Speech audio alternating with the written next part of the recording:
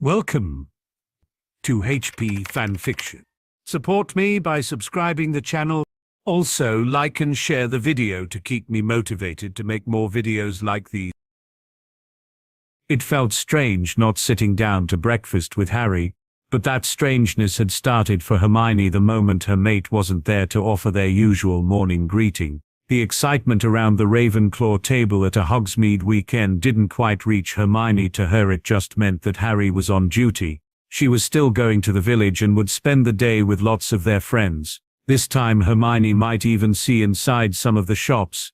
Harry had asked her to replenish Hannah's chocolate stash that took such a pounding on the express. He'd also asked all three of them to wear their dueling robes in Hogsmeade. There was no point in taking chances. The residents of Hogsmeade were as pleased to see the patrols as they were the Hogwarts students, not caring if those patrols were goblin warriors or ministry auras. Tonks and Harry had tried to assess where any attack might come from, and had patrols covering those specific areas. They also had clearly visible forces on standby inside the village, and all these squads were constantly rotating. This was done to keep everyone alert and hopefully give the impression to anyone watching that the forces they had available were greater than they actually were.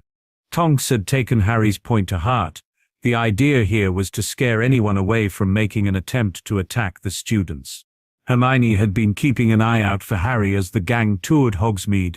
It was rather a surprise then when she left Honeydukes and walked right into him. "Would my lady like to join me for some lunch?" "I would love to. We only have half an hour, so it will just be a quick bite." She then noticed the 10 grinning goblin warriors behind him and wondered just where they were going. Harry would certainly want to eat with them too. She was on his arm as the squad marched unerringly to the 3 broomsticks, entering and sitting at the largest table there. The speed at which the food appeared was surprising to Hermione, but the goblin ale being served gave the game away. "You had this planned? An army marches on its stomach, Hermione. It would be a poor commander who didn't make provisions for his men to be fed. We're spread around all the establishments that provide food, allowing us to spread the wealth and also our cover of the village. Even my lunch date is bloody tactical." This saw the goblin warriors roar with laughter. Hermione, shaking her head and mumbling about Goblin's sense of humor, just cracked them up more. Word that Harry was having lunch in the 3 broomsticks soon spread, and a lot of their friends popped in to say hi, those who could speak Goblin using that language to do so. This really impressed the warriors, but the prophet reporter couldn't believe his ears or his eyes. A squad of heavily armed goblins sitting having lunch in the 3 broomsticks. Having lunch was hard enough to believe. For pureblood after pureblood to come forward and greet them in their own language was shocking. Longbottom and his betrothed were already friends of the nation. But Bones, Diggory, Abbott, Davies, and a couple of Weasleys, all clearly not only knew the language, but were comfortable talking with the goblins too. When the Hogwarts head boy and girl entered, and displayed the same behavior, the reporter was glad his photographer was capturing this. The editor would never believe it otherwise. Molly Weasley would have trouble believing George and Fred could feature on the front page of the Prophet without having auras coming knocking on the burrow door. As the squad was getting ready to return to duty, Harry had a quiet word with his mate.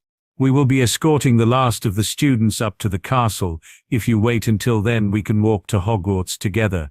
Hermione didn't want to kiss him while he was on duty, but she would certainly be waiting for that walk. Thanking everyone for their company during lunch, the squad headed off to relieve the next rotation for their break.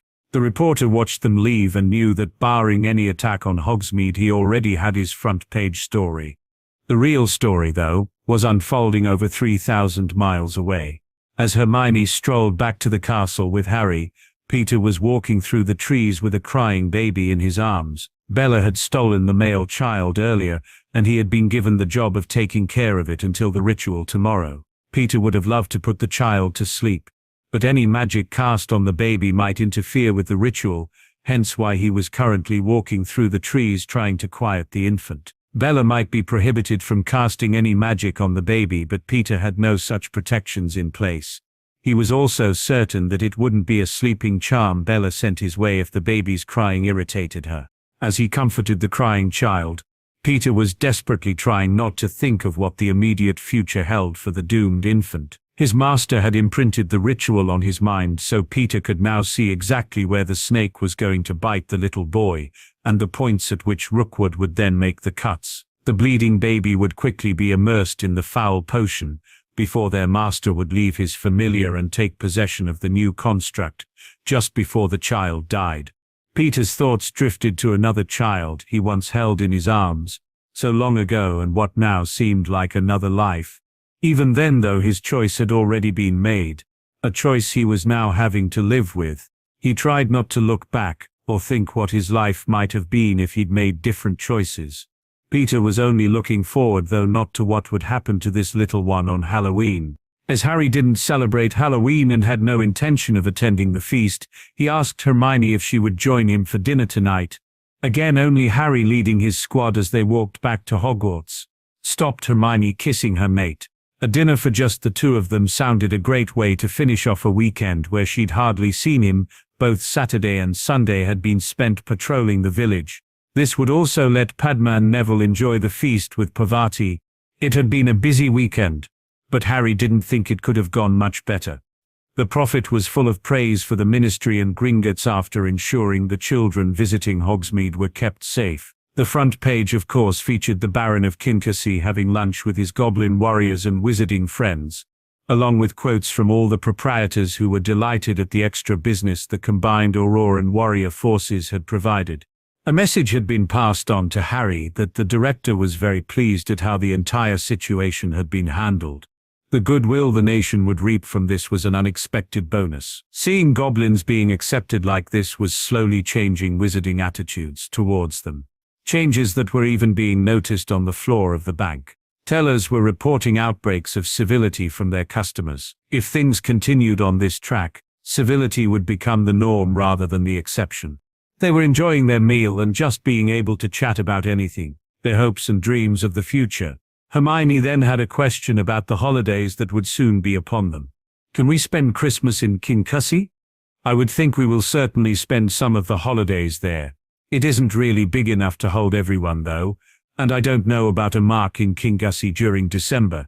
You would probably be better with a giant igloo. Last year Sirius hosted the entire holidays, and threw an engagement party in there too, but I think we might be getting invited to the Bones or the Longbottoms this Christmas. Seeing the sense in Harry's answer, she had to agree. As long as our family is there, that will be fine with me. Christmas in our own home though would have been nice. We've still got 7 weeks of Hogwarts to go before we get to that. Who knows what other surprises Master and Moody will have for us by then. This set Hermione off giggling. I think it was him who got the surprise when you transfigured his wooden leg into a giant banana with no spell or wand movement. You just know he's going to add that into our fighting techniques. If it caught him out, then it will be worth the effort. I just shudder to think what uses he'll come up with for it. We should invite him to spend Christmas with us, or at least part of it. He lives alone. You get to run that one by the family first. I've learned my lesson about handing out invitations. Hearing Hermione giggle again was music to Harry's ears. He planned to be listening to that cute giggle for many years to come. There was no way the word cute could be applied to the cackle Bella emitted as she lifted her master out of the cauldron. This lack of cuteness applied doubly so to the thing she now lovingly cradled in her arms. The snake venom and the potion had wrought terrible damage on the child's body in order to prepare it as a vessel for Tom's spirit. Skin that was once so soft and smooth now had the look and texture of old cracked leather.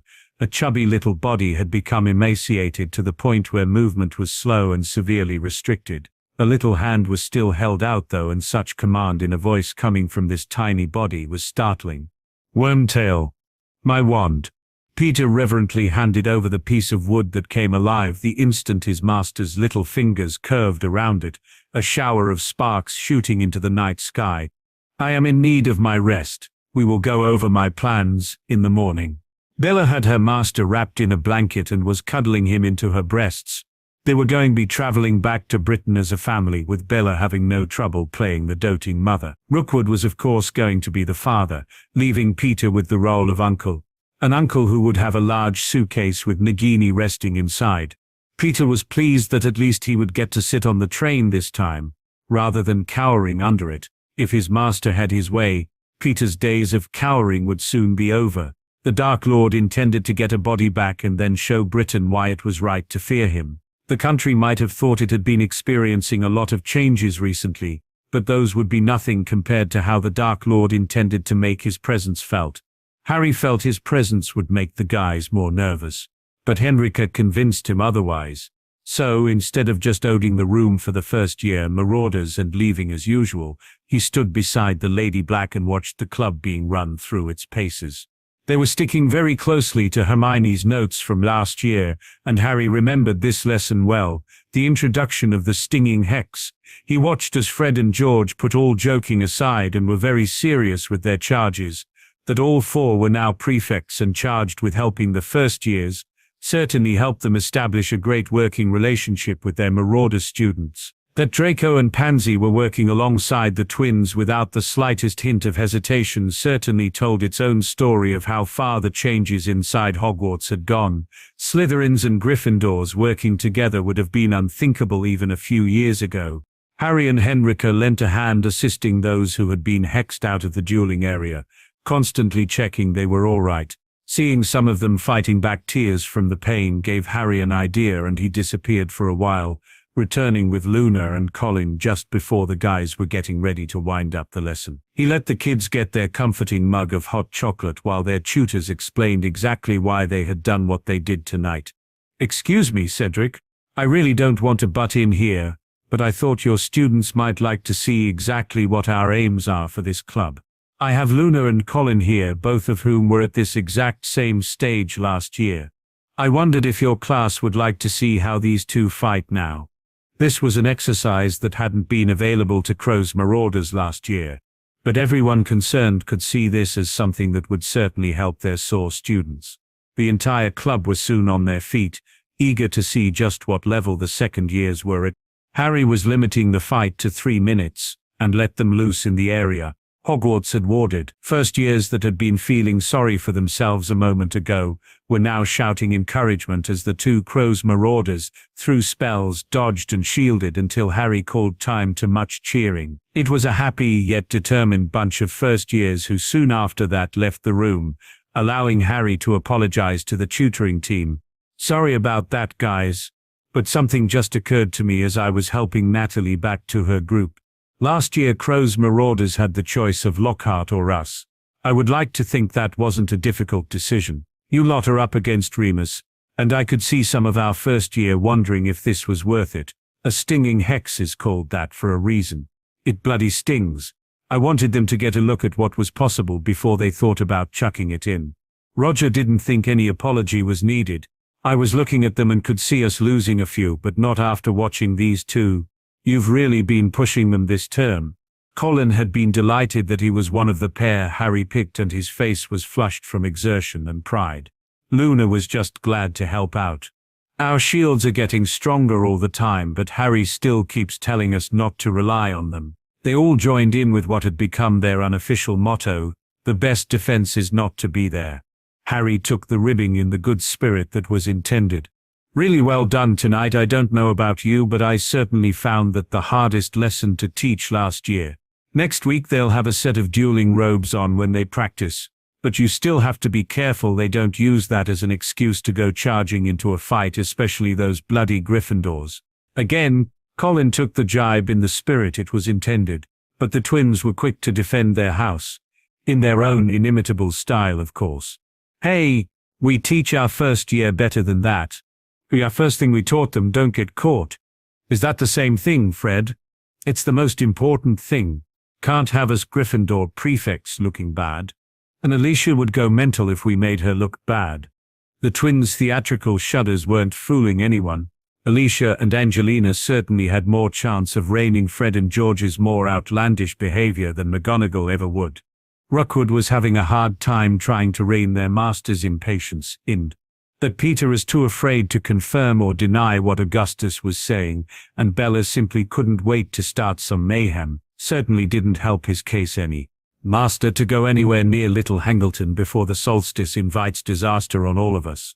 This is a totally different ministry we're dealing with now, between them and the goblins.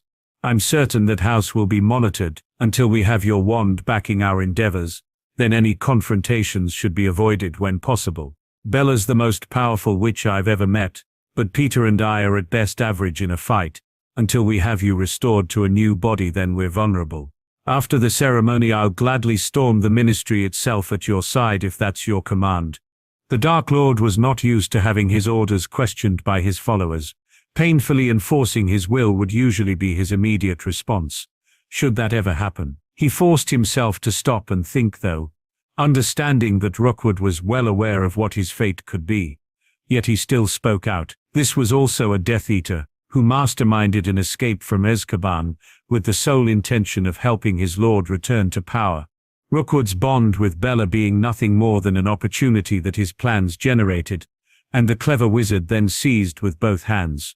There was also the fact that Rookwood wouldn't be considered one of his lord's inner circle, yet almost every one of those bastards granted that honor were far too busy looking out for themselves to ever search for the wizard they had called master. Rookwood's loyalty was beyond reproach, leaving only the conclusion that it was genuine concern that made him speak out of turn. By sheer magical power and her utter ruthlessness, Bella had more than earned her place as his right hand. Rookwood certainly didn't possess much power, but had an intellect that was probably only second to his own. That superior intellect was telling the Dark Lord to listen to this intelligent and loyal Death Eater. "You may have a point, Rookwood. I have waited over 10 years to return. I can easily be patient for another 6 weeks. Then I will announce my return to those cowards who took my mark and then failed me. They will be the first to feel my wrath, but certainly not the last." Bella's face fell as her master conceded it was better to play it safe for now. Everything changed at his final comments, though. Watching as her master tortured those cowards who had bought their way out of Azkaban and then continued living in their comfortable mansions would be almost as satisfying as torturing them herself. Rather than letting out the sigh of relief he certainly felt, Augustus actually pushed for more. "Master, until we can confirm otherwise, I think we have to treat everyone and everything as compromised." Even though Bella and I were very careful to leave no clues to our whereabouts, the ministry were all over the Carrows very quickly. They were so sure of our position they even had reporters and photographers from the Prophet along. They missed us by a matter of hours and pure chance. They also had enough firepower along to level the Carrows farm. Peter felt on safer ground here. Sticking it to someone he hated was certainly sweet. That this person was already dead and wouldn't be coming after him also helped. The ministry already had Lucius Malfoy in a cell by the time the Prophet broke the storyline his crime, and that was only a matter of mere days after the incident with the basilisk happened. Bella couldn't help but needle the little man. She didn't like Peter, and that's when you decided to search for our master. Before you were caught, too. You had over 10 years to do that. Where the fuck were you? Peter was stuttering to try and answer Bella's question, knowing full well she was right. Admitting that though could be the end of him. "You two took your time breaking out of Azkaban too." He almost bit his tongue off after realizing what he had just said. Bella might just cut it out for him after that. Rookwood wanted Peter along, if for nothing more than to look after Nagini. "I was not aware our master had made Horcruxes until Malfoy ended up in a cell beside us. If Malfoy had one for safekeeping, it was certain Bella would have one too. If I could have gotten my hands on one of those, I knew I could aid our master's return. It took nearly 8 months to manufacture what I needed to get us out of there. And now we're here." Lord Voldemort used to enjoy pitting one Death Eater against another for his own amusement, since he currently only had 3. That couldn't be allowed to happen. Bella would slaughter Peter in seconds anyway. Where was the entertainment in that? Peter still came. That is the important thing. "You have given me much to think on, Rookwood. We will talk more as if we head home." That was more than Augustus hoped for. His master would listen to him. It was also more than Peter had hoped for. Their master's backing would stay Bella's wand. For now, the sooner she had some other targets to take her ire out on, the happier he would be. It was only after realizing how happy they were that Emma knew it was time to talk to Dan. "You've just come in from shooting while I've spent a lovely morning losing myself in a book I've been meaning to read for ages. Now we're being waited on hand and foot." Drinking his tea to wash down the delicious scone he was eating, left Dan wondering where his wife was going with this. He decided to let her get it out of her system and then see where they were. We're living here like landed gentry. You're lord of the manor, walking around with a servant beside you carrying your gun, while I'm sitting about like a right lady. Emma was interrupted by a slight pop, as a clearly worried Dobby appeared at her side. Has Dobby done something wrong, mistress? Dobby will work harder to fix whatever the problem is. Watching the little guy who they literally owed their lives to standing there wringing his hands with worry brought Emma up short. She needed to fix this at once. Dobby, never doubt for 1 second that Dan and I don't think you are simply the best elf in the whole world. I was talking with Dan about what we should do in the future and forgot one of our family was missing from the discussion. Please sit and join us, Dobby. Dobby's emotions were always on the surface, so Dan and Emma both watched as he traveled from worry to elation in the space of a few moments. The invitation to sit, though, had him folding his legs and sitting on the floor.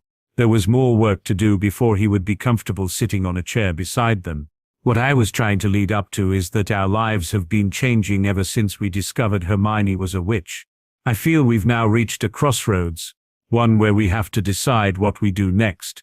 Our lives changed forever, the night those goblins attacked us in our home. We need to figure out what we want to do with our lives, and even whether Crawley is still home. This had Dan sitting up and paying full attention. This could be a life-changing conversation. You don't want to return to Crawley. I loved our house there, our home. We have so many happy memories that were made there, but I just don't know if I would ever feel safe living in that house again. Kinchessy actually feels more like home to me now, which is what got me worrying to start with. It was less than a year ago we first laid eyes on this place. Dan had no trouble understanding what his wife meant. He loved Kinchessy too. When you consider we tracked down every piece of furniture in this house, and you were given carte blanche with the decor, then it's hardly surprising. We both feel right at home here. I still remember the morning we found that chair you're so fond of, and what a state it was in. That dealer must have thought he had a right couple of mugs, but you could see its potential. You've always been able to spot things like that. Now will you tell me what's really on your mind? I don't know what I want to do with my life anymore, Dan. You know, I've always been skeptical about people having so-called near-death experiences. But having a ruddy great knife sticking out of your belly has a way of making you look at your own life through different eyes. Dan was over and comforting his wife immediately. She obviously needed to get this off her chest. I always saw myself growing old beside you, surrounded by a few grandchildren. We almost had that snatched away from us. He may be sitting quietly on the floor, but Dobby was a good elf. With a wonderful family, he anticipated their needs and floated a box of tissues over. Both were going to need them. Holding his wife close allowed Dan to air some of his own fears. I stood there helpless, and the world meant nothing if you weren't there to share it with me. When you regained consciousness and held our children, then my world was back together.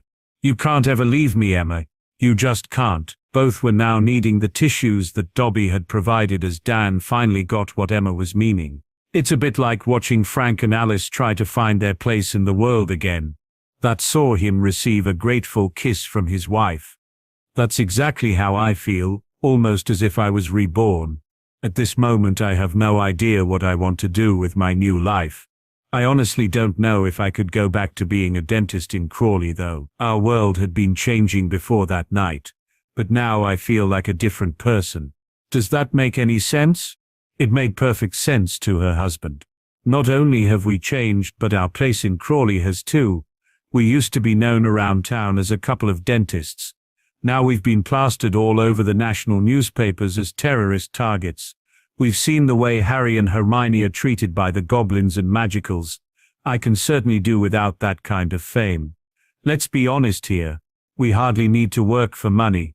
Why spend more years building up our practice just to make even more money when we eventually have to sell it? Hermione is already set for life.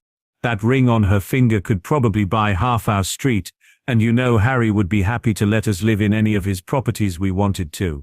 The realization that her husband understood saw Emma snuggling into Dan.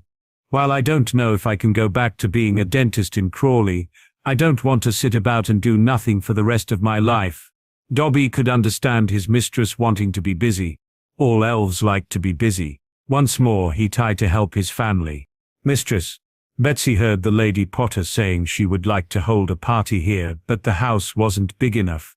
Dobby now had their attention and felt awkward offering his suggestion. Dobby was watching the goblins making homes from the rock. Very nice homes. The grinders were becoming more used to dealing with Dobby now and just let him ramble, knowing he would get there in the end. Dobby was then wondering if Lady Potter wanted more rooms, and goblins could make rooms out of the rock. Dobby knows this house is built on the same type of rock. It hit both grangers like a sledgehammer. What the little guy was suggesting. Oh my, underneath Gringotts is massive. They could have whatever they wanted down there, and it will all need to be designed, decorated and kitted out. It could be our Christmas present to them, and then we could sit down to discuss as a family where we go from here. Dobby, you will certainly be included in those discussions. A very happy elf was soon dispatched with a message for Barchoke. The goblin's expertise would certainly be needed for this.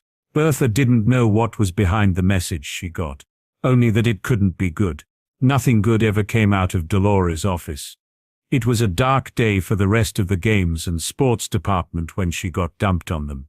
She knocked on the door as that sugary sweet voice bade her to enter.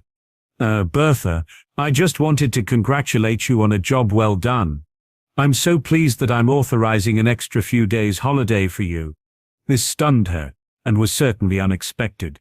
Why, thank you, Madam Ambridge. I assume you'll want me to take them after the presentation to the minister. Oh, I wouldn't worry about that. I have all your notes and am used to giving presentations to the minister. I'm sure I'll manage without you. Your extra holidays can start today. Bertha had a sinking feeling of just what was going on here. She protested again. And surely you'll need me in there too. After all, I was the one who made all the arrangements. And I will be sure to mention that, after all, that's why you are getting this extra holiday, to show how pleased I am with you. Bertha knew exactly why she was being spirited out of the way. All her hard work would be presented under the name of Dolores Umbridge, with no recognition of the fact it was Bertha Jorkins who had done all the organizing of the 3 tasks. That superior smirk on Dolores's face left Bertha hoping the bitch got a little too close to the first task, and her ass was properly roasted. Now that would certainly be something worth watching. Rookwood was watching the house, but something about this scene was screaming danger to him. A feeling he hadn't experienced for a while. Their journey across Europe and back into Britain had been ridiculously easy. No one really paid too much attention to a family traveling with a young child. Some charms simply set to discourage levels, took care of those who would. Back in Britain, Augustus had a plan that should see them safe until the solstice. There were houses all over the country that were sitting empty, and their addresses would be easy to find. A telephone directory would point them in the direction of people named Potter, all of whom had been moved out of their homes for safety. It was one of these empty houses he was staring at now. What's the matter, lover? It looks perfectly normal to me. His mate's comment crystallized exactly what had raised his hackles. That's what's wrong here, Bella. It looks far too normal. This house has been lying empty for months yet appears in perfect condition. The garden is maintained and the windows are sparkling clean. That shouldn't be the case. It was their master who realized what was going on here. Who else are maintaining the property? They'll be maintaining all the properties. How is this possible? This are Muggle homes. Bella actually had the most experience dealing with these creatures. If their lord and master bought these properties, and they were lying empty, the elves would automatically look after them. So Potter buys all the houses, the elves look after them, and then he'll make a tidy profit when he eventually sells. Meanwhile, all the Muggle Potters are out of our reach and he gets nothing but praise for organizing this. The admiration was there for the rest of them to hear. Augustus' professional admiration at a plan well executed. How is it possible for a young boy to know all this? Peter had been monitoring the situation longer than the others. Even living as a rat, he had kept his eyes on the newspapers. He was raised by goblins, and calls one of them father. If there is a profit to be made, the goblins will squeeze it out. Oh, that father is now the goblins' ambassador to the ministry. This was greeted by silence before Bella pinned him with a glare, ignoring the fact she already knew most of this. Bella was spoiling for a fight or even just a victim, and you are just telling us this now. So the goblins are using the Potter boy to influence the ministry, and the ministry are allowing them to. That's something we will exploit later. We need to do something now. If we try to stay in that house, those elves will soon report us to their master. We would have the entire ministry down on top of us within 24 hours. We'll have to look elsewhere for a safe haven to wait until the solstice. Her anger had not abated in the slightest. Bella strongly stated her opinion. I will wait those 2 weeks, living in a pigsty if I have to, but not a moment longer. I'm sick of these bastards being one step ahead of us and not being able to strike back. It's time we gave this country a reminder of just who holds the power. The pure bloods will once more flock to our master's banner. If they don't, my wand will kill every single one of the blood traitors. Not even Voldemort objected to Bella's rant. When you had a highly efficient attack dog, it was more about pointing it at the right target than keeping it muzzled. They would all have to rough it out for 2 weeks.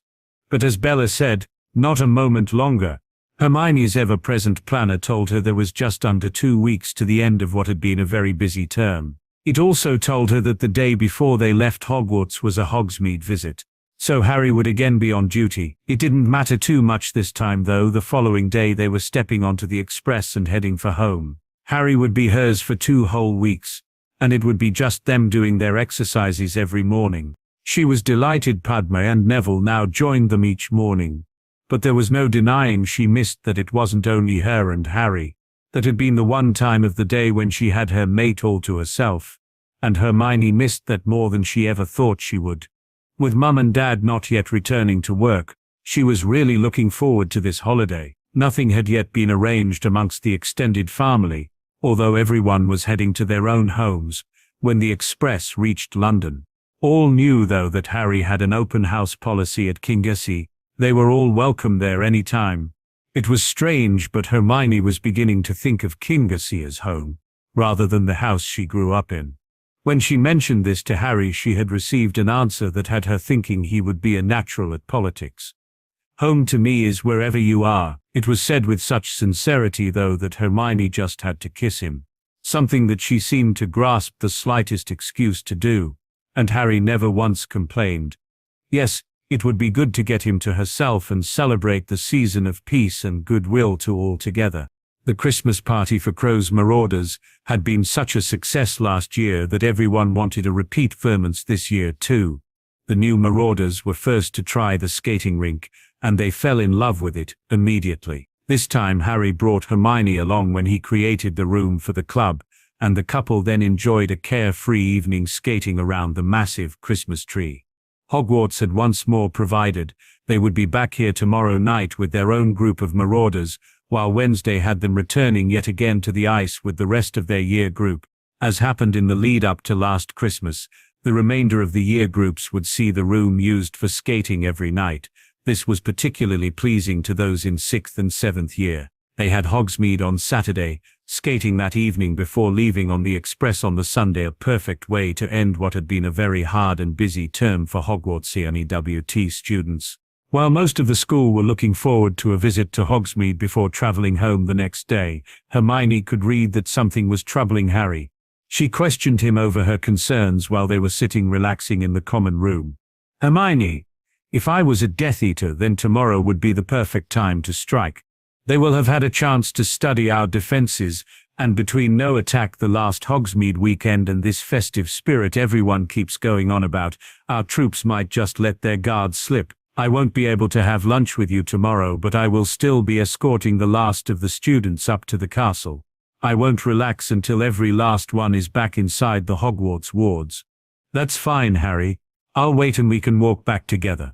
Tomorrow will give me a chance to do some Christmas shopping. Any idea what I can get for the Centurion who has everything? You are mine, and that's all I'll ever need. A voice well known to the couple couldn't help but interrupt at that.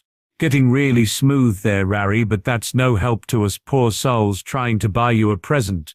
Apparently you're supposed to give us a clue. Just remember, I know as much about Christmas as you do. This will only be the 3rd we've celebrated. Don't worry, Padma. You know I'll like anything you give me. Have you decided what you're doing for Christmas yet? The Patils are staying with the Longbottoms over the holidays. I think there are plans to have a big get-together over Christmas, but I'm not sure where that will be yet. What about you lot? I heard from Luna she was going home to her dad. Yeah, they both were invited to Kincassie. I think she just wants to spend some time with him, but we certainly expect to see them both during the holidays. Oh, we'll be there at some point, Harry, and thanks again for asking. Luna had just walked into the common room with some of her second-year friends, in time to catch the end of their conversation. Luna, you know you don't need an invite, just turn up any time. You'll always be welcome. Oh, Hermione, I forgot to mention I invited someone else for the holidays. With Tonks insisting she's still on guard duty, I invited Remus to Kincassie for as much of the holidays as he wants. Not the Minister of Magic and the Director too? Oh well, I'll just have to do the best I can. She couldn't hold her giggles any longer. That this always made Harry smile seemed to have Hermione giggling more than she ever thought possible. Hermione wasn't giggling when she met Harry to walk back to Hogwarts the following day. Although he was now smiling, it was one of relief and Harry was clearly exhausted. Did you actually take a break at all today? No, and I'm famished too. I don't think I've ever looked forward to a feast as much since arriving at Hogwarts. Everyone is safe and I will certainly be tucking in like Ronald Weasley tonight. You start displaying table manners like that and you'll be eating by yourself, Crow. I was thinking more in terms of amount consumed. Hermione, not feeding technique. I've seen dragons with better table manners than him. That got no argument from his mate. She had far more pleasant things on her mind. This time tomorrow, Harry, we will be sitting having dinner in our own home. I don't think I've ever looked forward to leaving school this much.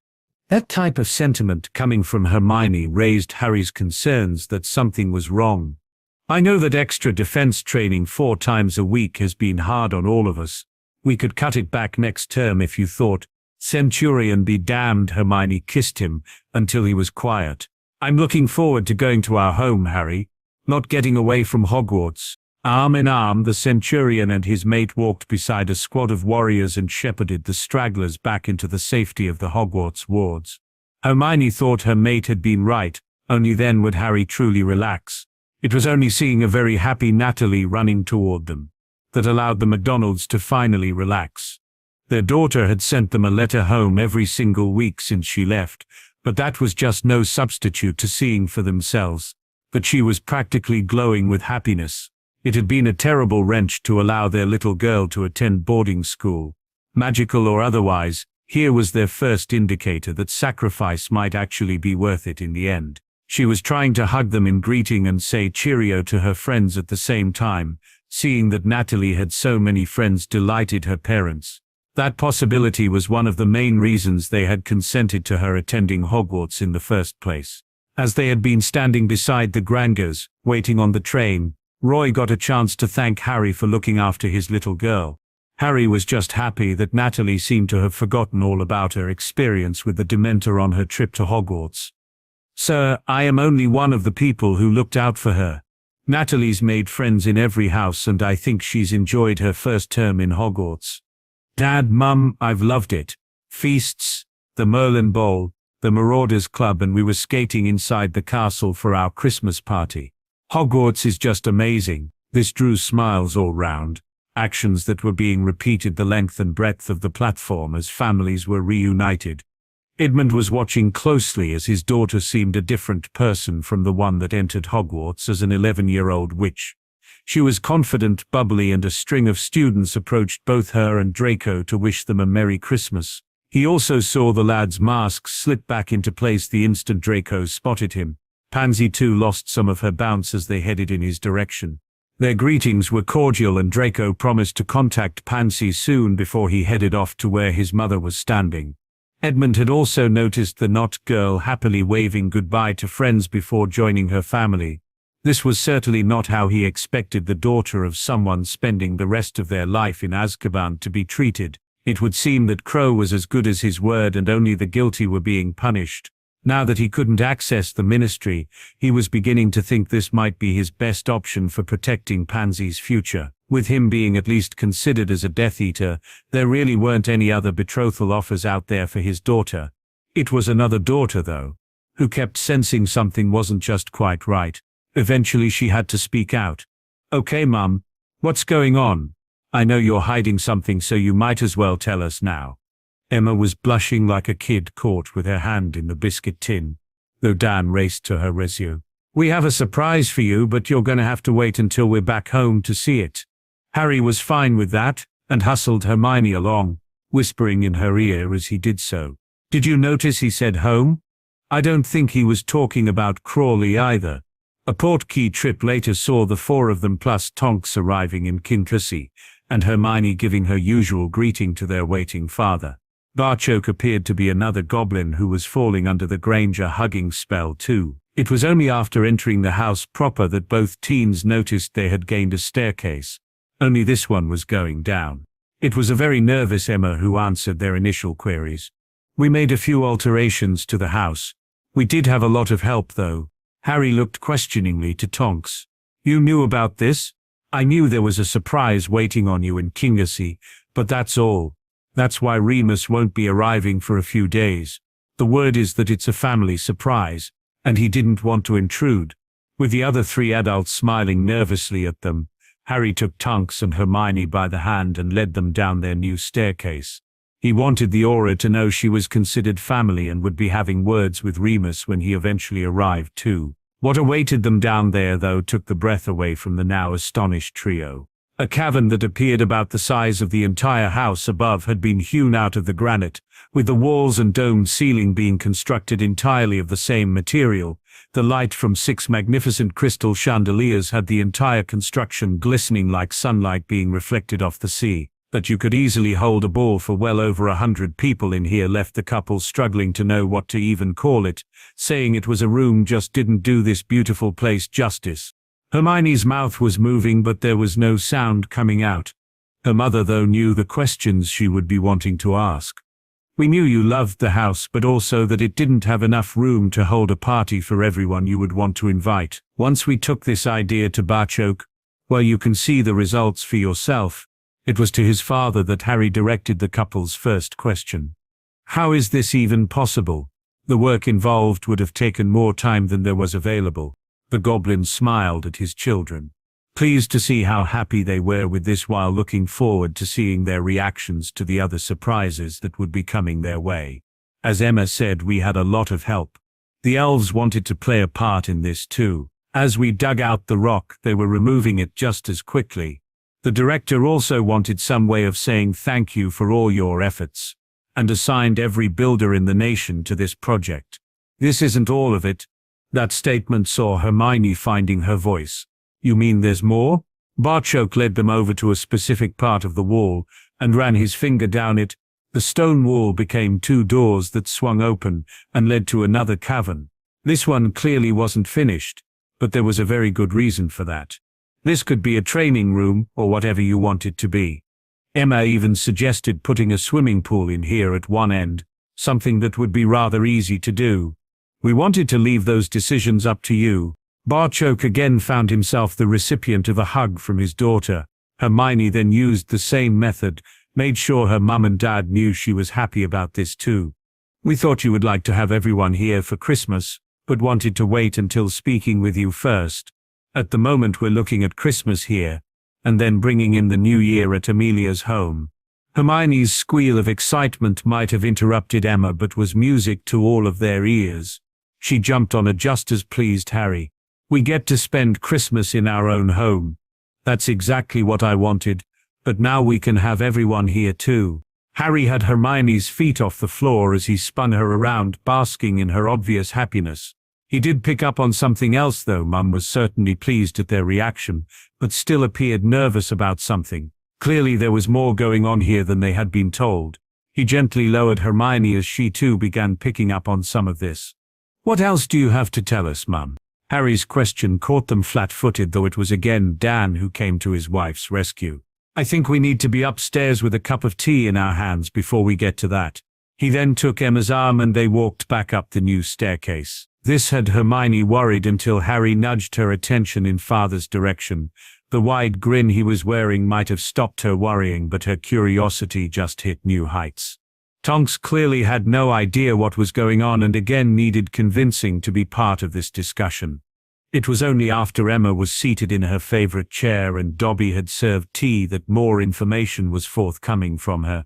Again the young couple's worries were dispelled by the huge grins Barchoke and now Dan were sporting.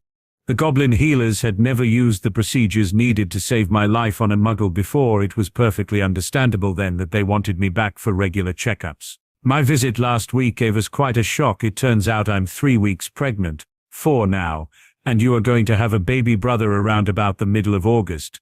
With her revelation being greeted by stunned silence, Emma was getting more worried by the second. Well, what do you think? Hermione's emotions suddenly welled over and she burst into tears while springing at her now pregnant mother. Both were freely crying while clinging to each other. Harry, on the other hand, was sitting quietly muttering to himself. Those mutterings got louder and louder as he clearly liked what he was saying. I'm going to be a brother. I'm going to be a brother. His grin now clearly matched that worn by the other 2 males in the room. Both Granger females were still in tears, but their crying had now reverted to laughter at Harry's antics. He was only 1 step away from jumping up and down with excitement. Men, your father's reactions were very similar to Harry's. Hearing that, Hermione got up and practically bruised her father's ribs with the power of her hug. Both, though, were extremely happy. The healers were not only able to tell me I was carrying a boy, they were also able to say that boy would be a wizard too. Another magical child in the family. Hermione was now sitting cuddling into Harry, both clearly happy at all the news they had heard today. Dan knew it was time for a family discussion. He too had no problem, including Tonks in this, and even called on Dobby to sit with them, embarrassing the little guy by giving him the credit for the new downstairs. Your mother and I were already considering what to do with our futures. This development just focused our attention on what we wanted those futures to be. We took the view that our daughter has already mapped out her own future. Your mother and I still intend to play a large part in that life, but since Harry is already paying your Hogwarts fees for our decision, we considered you now financially independent. This saw Hermione's head whip around to look at Harry. You are mine and I am yours. You know enough about our culture now to understand that's the way it has to be. You are my mate. Harry then turned his attention to Dan and Emma. Both of you are welcome to live in any house I own for as long as you like. If there isn't one exactly where you want it or how you like it, we can buy or build whatever you want. Hermione was once more snuggling into her mate as Emma beamed a smile at the boy who'd come to mean so much to all of them. Here was her son basically saying they could live whatever dream they wanted. Actually, you goblins must be rubbing off on us. Your father and I decided that as long as our family was together, then that was the most important thing. Both of us, though, are sure we're finished with our practice. The house in Crawley will keep for a while yet. We were hoping you wouldn't mind if we lived here with you. She never got to say any more as Emma suddenly had her arms full of 2 emotional teens, both clearly happy with that decision. Goblin laughter was heard as Barchoke just couldn't resist. I told you so. Both would like nothing better than to have everyone staying here all the time. I still can't believe I'm going to have a little brother. A horrified look came over Harry as Hermione's words threw up a potential problem. I can't believe we'll have to return to Hogwarts next year and leave our new brother at home. This was Dan's cue for some payback. Oh, so you don't care about leaving us? Emma, though, still needed to hear the words from her children. Are you both really okay with this, us moving in here and me being pregnant? Hermione merely glanced at her mate. That was all it took for Harry to know he was the one elected to answer that for both of them. Mum, hearing that makes this one of the best days of my life. To have children running around this house will be a dream come true. A dream Hermione and I thought was many years away still. That I'll have a brother is something I never ever thought would or could happen. Dan almost choked on his tea at that, but Emma was now beaming a megawatt smile in her Kelda's direction. Their minder could also see how pleased they were at this news, but had a question for Dan and Emma. Is this a secret or are you going to let others know? I had to practically threaten Dan, otherwise there would have been an announcement placed in the Times. We were only keeping it quiet until we could tell these two. This was not something we wanted to send by Airjet. This set Hermione off giggling again. I can't even imagine what Roger's comment would be to us finding out our mother was pregnant or Harry dancing on the Ravenclaw table in delight. Master, Bella's pregnant. I know she wants to prove she's your most faithful servant at the ritual, but I would like to humbly ask if I could be chosen instead. The thing that now contained the spirit of Voldemort pondered the problem he faced here. He had 3 servants, 2 of whom's loyalty was unquestionable. Which one did he give the honor of showing their devotion to him to? I will take that into consideration. Her carrying a child might have an adverse effect on the ritual. I was actually favoring Peter to carry out that part, providing he doesn't fail me tonight. He won't fail, Master. Bella will make sure of that. Peter is only going to identify the target. Bella will be the one who takes that target down and secures them. They should be returning shortly, though I impressed on Peter not to rush it. It is imperative he chooses someone who could be considered your enemy, otherwise the entire ritual could be in doubt. Anyone who works except for that abomination they now call a ministry will do. They would certainly all be considered my enemies now. While relieved at this, Augustus knew that news wouldn't please his mate. Bella would have to be big away from Peter, otherwise a certain rat might not actually see the solstice. That certain rat was currently scurrying around and cursing their luck in choosing the same day Hogwarts students returned home to try and snatch a victim. With all the parents staying at home with their children tonight, they were being left with very slim pickings in their search for a suitable victim. He then spotted a witch sitting in a secluded corner all by herself. She was slowly getting drunk and muttering about someone in her department screwing her over. It wasn't until she lifted her head that Peter recognized the witch. Bertha Jorkins just signed up to be an unwilling blood donor that would certainly save his master's life. The pub being mostly empty now worked in his favor. Wormtail scurried into the shadowy corner before transferring into Peter and then casting the imperious curse on Bertha. With the hood of his cloak up, Peter then whispered specific instructions to her. You will quietly come with me. If anyone asks, I'm an old friend who's taking you home. Bertha rose unsteadily to her feet, taking Peter's offered arm for support, and both barely attracted a second glance as they left. Peter led her up a back alley where Bella was waiting, the smell of fire whiskey coming from Bertha stopping his accomplice stunning the witch. It didn't stop Bella's acid tongue though. You were supposed to get us someone to be used in our master's ritual, not pick up a drunk date for the weekend. There's hardly anyone in there, and Bertha works for the ministry. She was the best of a bad lot. Bella didn't buy that excuse. Instead grabbed Bertha and side-apparated her back to their camp. Peter was left to follow on. They had chosen the Forest of Dean, and after stealing another tent, set up camp there. Rookwood had the place warded so that Aurors could walk right next to their camp and still not see it. The second tent they had stolen was a much more elaborate model, complete with separate areas inside. Their master, his familiar, and Peter shared that accommodation. Guller appeared with their victim, along with a scathing report on Peter's ineptitude. Peter then made his excuses that they really couldn't have picked a worse day to try and snatch someone. You have both done well. She will be adequate. The Dark Lord then cast his own imperious on the poor witch. His instructions to Bertha was simply to be Peter's slave. Never let it be said I don't reward those faithful to me. She is yours to us, until the ceremony, then I will empty her mind for information. Something we badly need. Peter us. Silencing charms. I do not wish my wrist disturbed. A grinning Peter led the witch away, placing Bertha in his part of the tent and zipping up the partition. The Dark Lord then turned his attention to a fuming Bella, knowing this needed to be handled delicately. Bella, my most faithful lieutenant, I have a job that only you can do for me. Her bad mood vanished instantly, expecting now to be chosen to donate her flesh to her master. She was soon disappointed. That your pregnancy prevents you taking your rightful place in my rebirth ritual, but offers instead a wonderful opportunity. Your child shall be the firstborn of my new reign, and will be trained by their parents to one day stand with me. He or she will be treated like my own child and rule by my side. The Dark Lord's reputation as a master manipulator was well earned. He played on his followers' hopes and fears to perfection.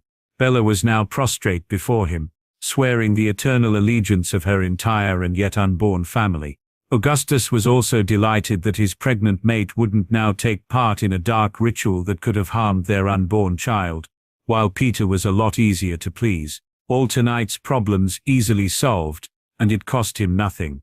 That and only having to spend one more day in this constructed and constricting body put the Dark Lord in a better mood than he had been for years. All in all, it was a very happy camp, not something that could usually be associated with Lord Voldemort. He still intended to punish those of his followers who were brave enough to answer his summons after he regained his body.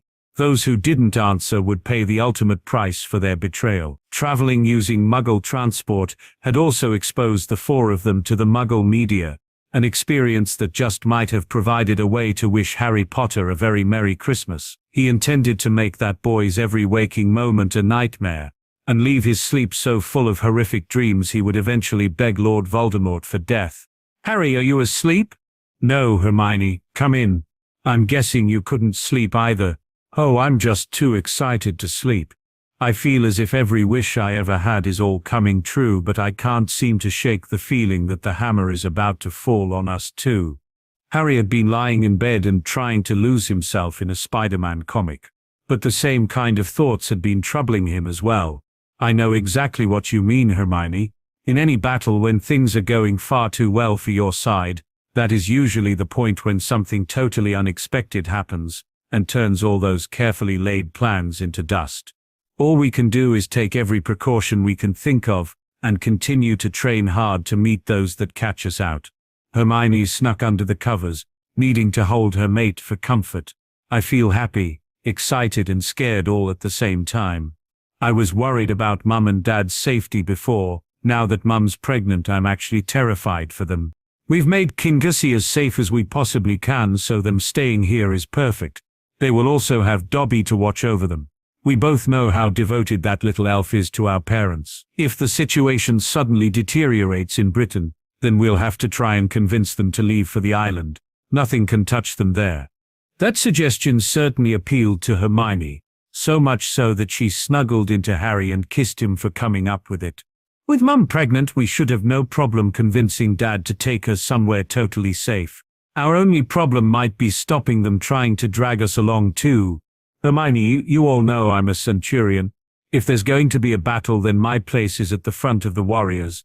It's taken time for me to win the respect of my fellow centurions and our warriors. Hiding safely on my island would totally destroy that respect. And me too.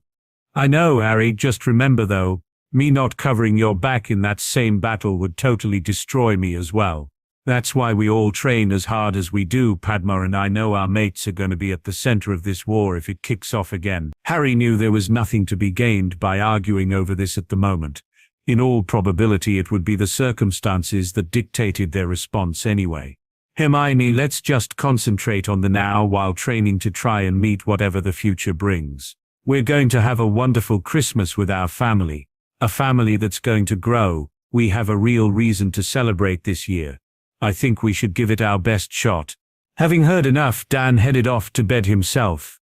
It was extremely hard to find fault with Hermione going Harry when they were both concerned for their safety. One thing that Dan did agree with, first sign of danger and Emma would be paddling any swollen ankles in the crystal clear waters that surrounded Harry's tropical island. Birchoak had read both of them perfectly.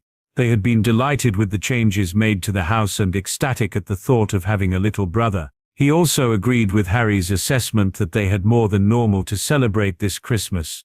Dan certainly intended to do so. Bertha didn't think she would see Christmas this year.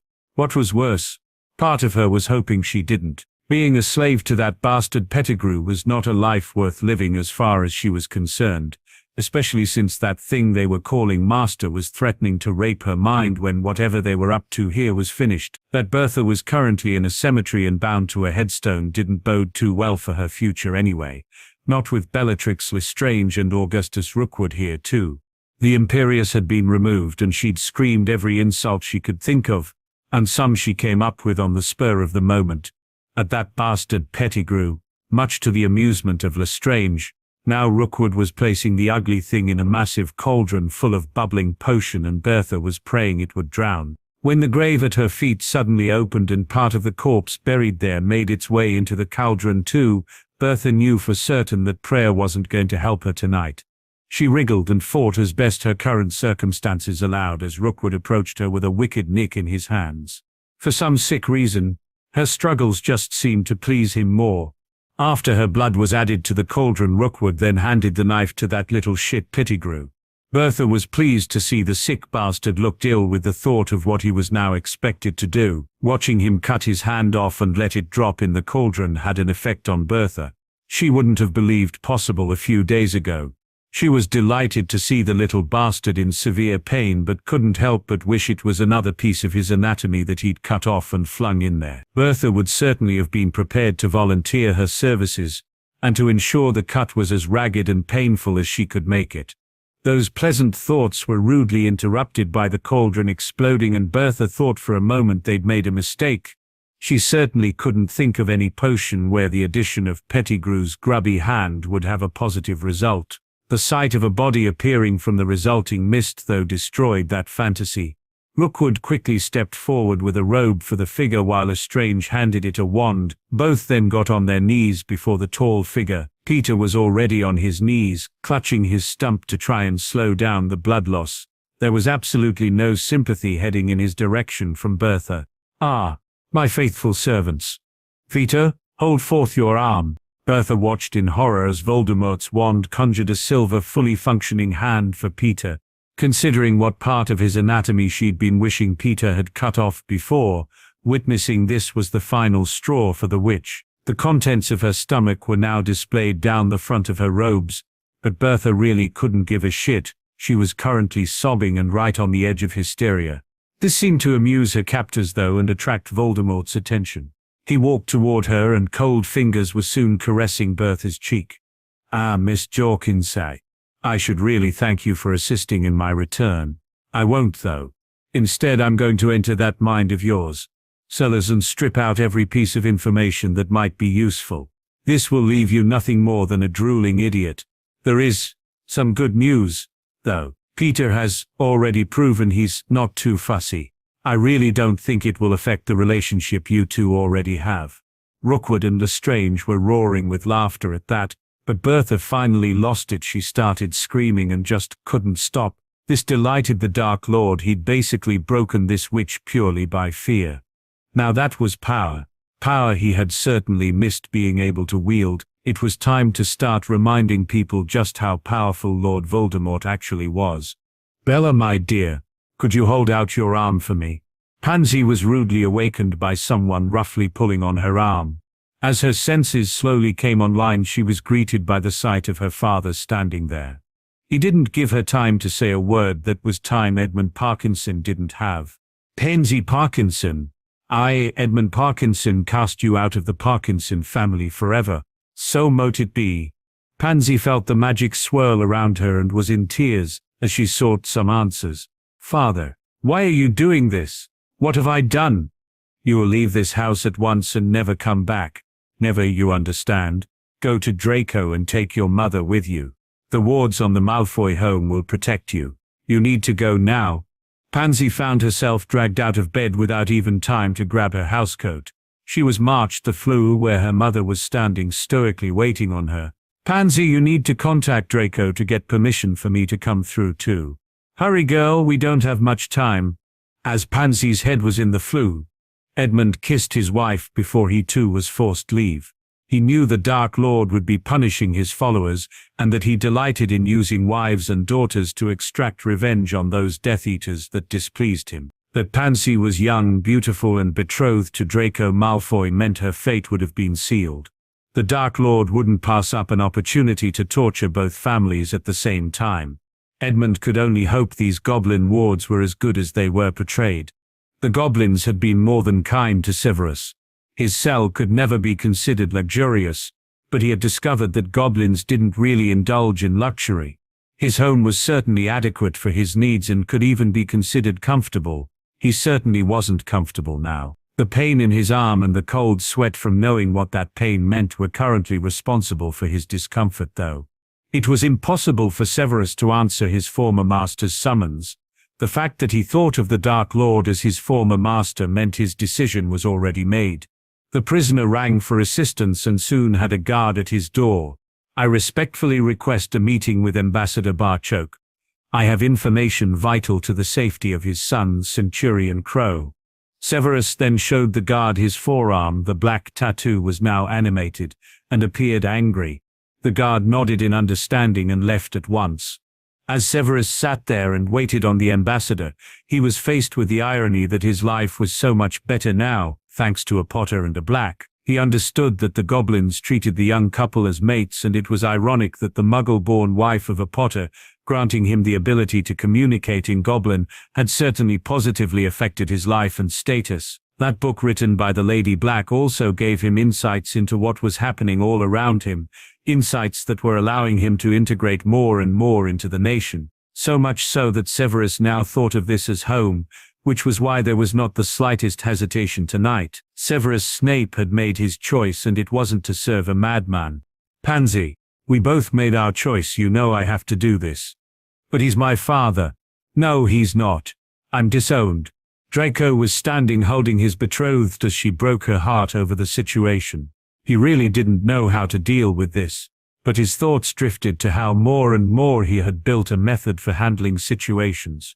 His new yardstick was, what would Harry do? After asking himself that, his decision was easily made.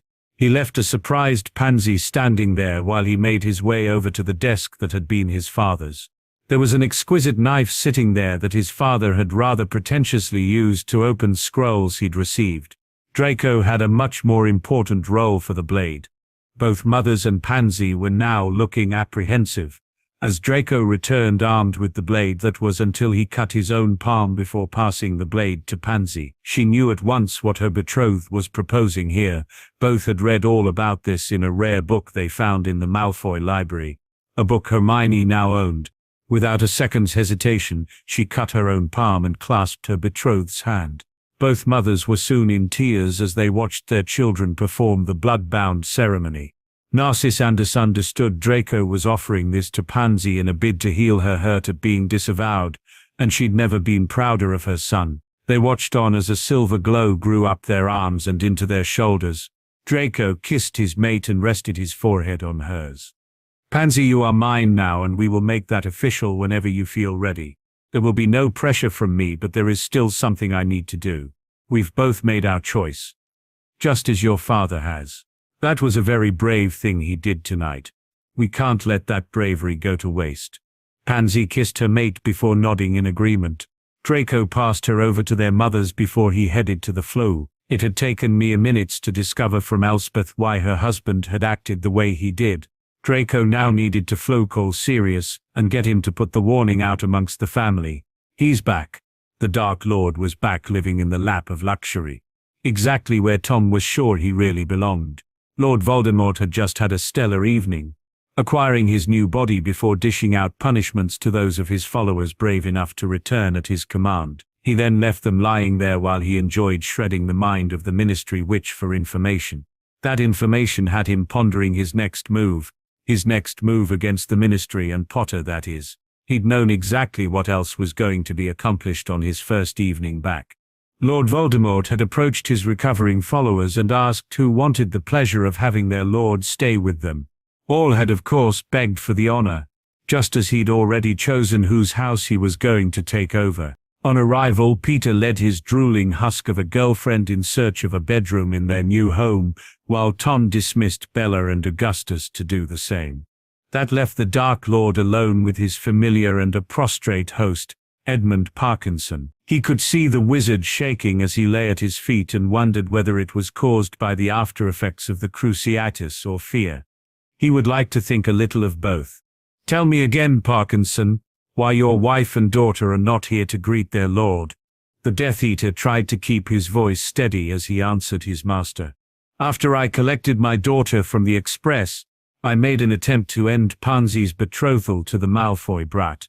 She threw a tantrum before the disrespectful bitch swore she would disown her family rather than let that happen. I wasn't about to stand for that dishonor against the Parkinson name, so I ejected the little bitch from the family before she could carry out her threat, and then ordered her out of my house.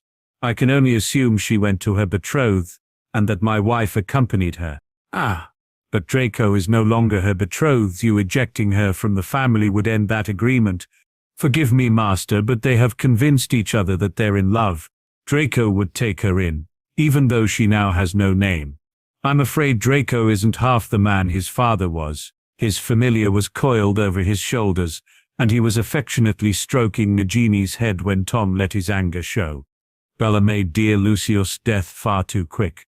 She may have been pressed for time and had very limited options available, but I certainly wouldn't have been so merciful as Howes to cut his throat and let him bleed to death. The Dark Lord was now certain Parkinson's shaking was down to fear. He softened his voice to coax the answers he wanted out of his servant. Your daughter attended Hogwarts and is even considered a friend of Potter's. Tell me everything you know about this boy. And that's all we know at the moment. The minister felt ill at hearing this news, and took no comfort from the fact that both colleagues he was currently meeting with didn't appear to be coping with this news any better than he was. It's not much to go on, Amelia. Amos couldn't believe what he was hearing. Surely you're not disputing he's back. We now have confirmation from 2 different sources. I'm not disputing that. All I'm saying is we don't have a lot to go on. We don't know where he is or even if he's in Britain. He summoned his Death Eaters. How many of them turned up? The only piece of information we do have is that he's back. How does the ministry respond to that? We have no idea of our enemy's location, strength or intentions. Cornelius let that sink in before reinforcing his point. Do we really want to blaze what little news we do have all over the country and ruin the holidays for everyone? Commercially speaking, today and tomorrow are 2 of the busiest shopping days of the year. This news breaking would certainly put an abrupt end to that. Are you suggesting we ignore this? Of course not, Amos. What we need is a measured response, a response that allows us to increase security without sending the country into a paralyzing panic. The minister was looking to his head of the DMLA for help. Amelia duly obliged. I think I see what you mean, Cornelius. We have so little information, and using that might tip our hand that we have any information at all. I agree that at this point informing the public he's back would be counterproductive.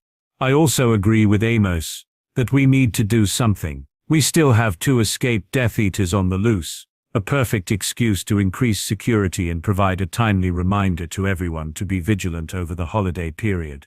Without more information, I really don't know what else we can do. This left Amos stuttering with indignation. What about those suspected Death Eaters who left the ministry? Can't we round them up? And charge them with what? Amos, we let them walk out the ministry, promising no stain on their character. Am I now supposed to send my auras to arrest them, saying, by the way, we were lying when we said that? Amelia then softened her attitude. Amos was not an enemy here. We don't know how many of them answered Voldemort's summons. I think those who didn't will be the returning Dark Lord's first priority. There is also the practicalities to consider in rounding them up. I simply don't have the manpower to hit all of the targets at once, and an operation that size will surely leak, sending any doubters straight into the arms of Voldemort.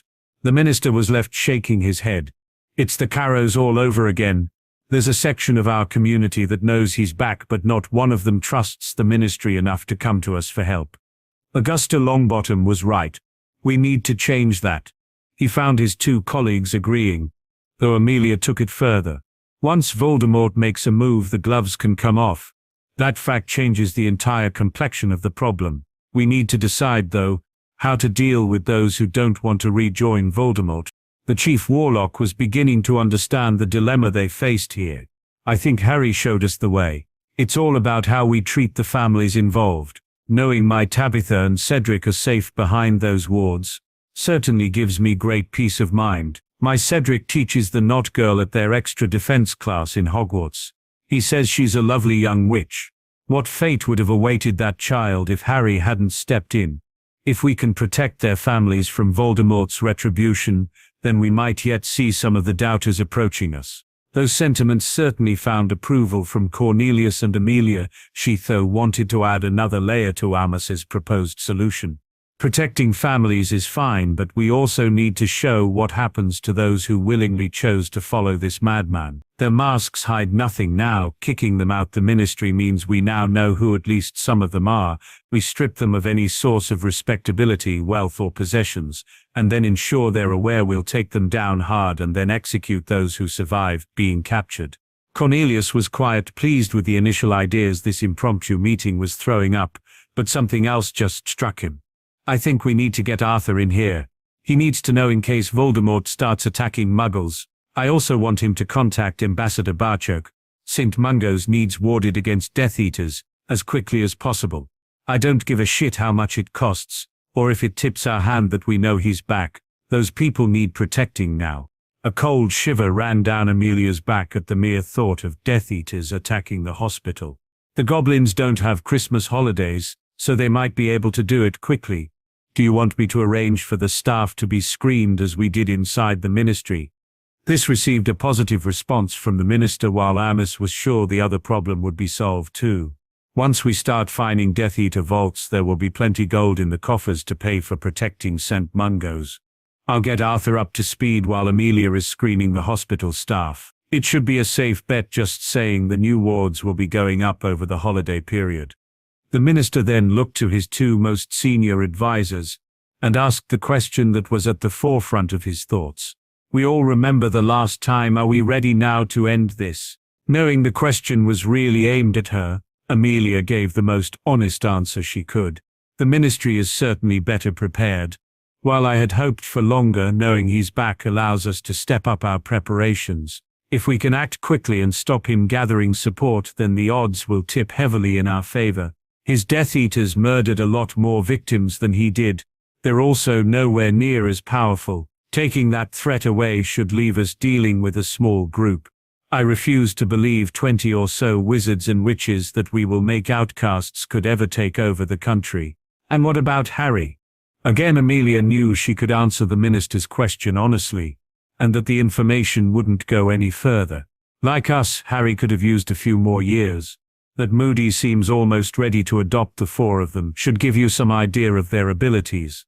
I think the ministry needs to concentrate on the Death Eaters, depriving Voldemort of support and buying Harry time to train. He and his friends are already working 4 days a week with Moody and Bill Weasley.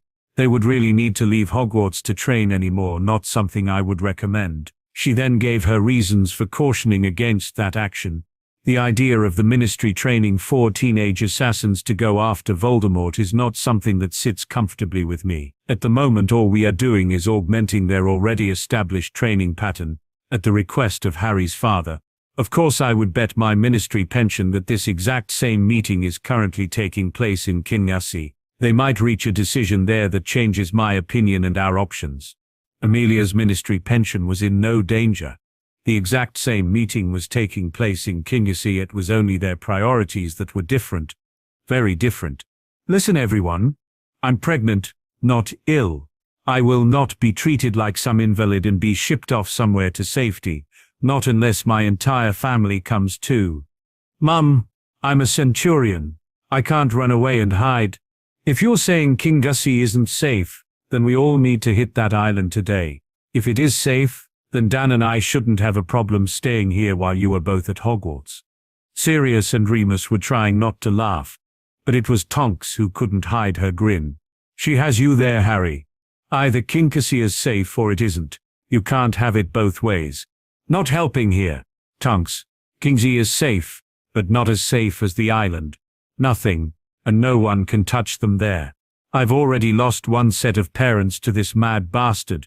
I'm not gonna let him take another, along with my unborn brother. All could now see how badly they had misread the situation. Here was something that clearly terrified Harry. The troubled teen soon had his arms full of both Granger ladies while he sat on the sofa. His father, though, thought that it might take something a bit more practical to ease his son's fears. Harry, I will move into Usse when you both return to Hogwarts. I can also have emergency port keys made that will take you through the Hogwarts wards and bring you both straight home. An emergency signal could see you and Hermione back here in under a minute. Yes, the island is safer, but please think what you're asking here. A mother to take herself out of danger and leave her children behind. We both know neither Emma or Lily would ever do that. Harry was currently clinging to the two most important women in his life, as if he was never letting go. What if we didn't go back to Hogwarts? We could stay here and train every day. It was Emma who moved his head around so Harry was looking directly at her face. I will not have you both dropping out of school to become my bodyguards. I will have Dan, Barchoke and Dobby here to do that. And also a pistol like the one Alice carries. You already train enough as it is, I simply won't stand for it. It was Barchoke who again tried to make his son see reason, knowing that his fear was crushing his own dose of logic on this matter. We don't know where Voldemort is, how many followers he has, or what his intentions are. Until we do, then life must go on. It might take him years to build up any sort of organization and become a threat again. We can't all put our lives on hold waiting to find that out. I guarantee you that should we discover he intends to attack here, we will all be sitting on the beach within minutes of learning that. Harry looked to his mate, Hermione's nod indicating she thought this was the best they were going to get. Hermione felt almost as if she was betraying him but had to speak her mind.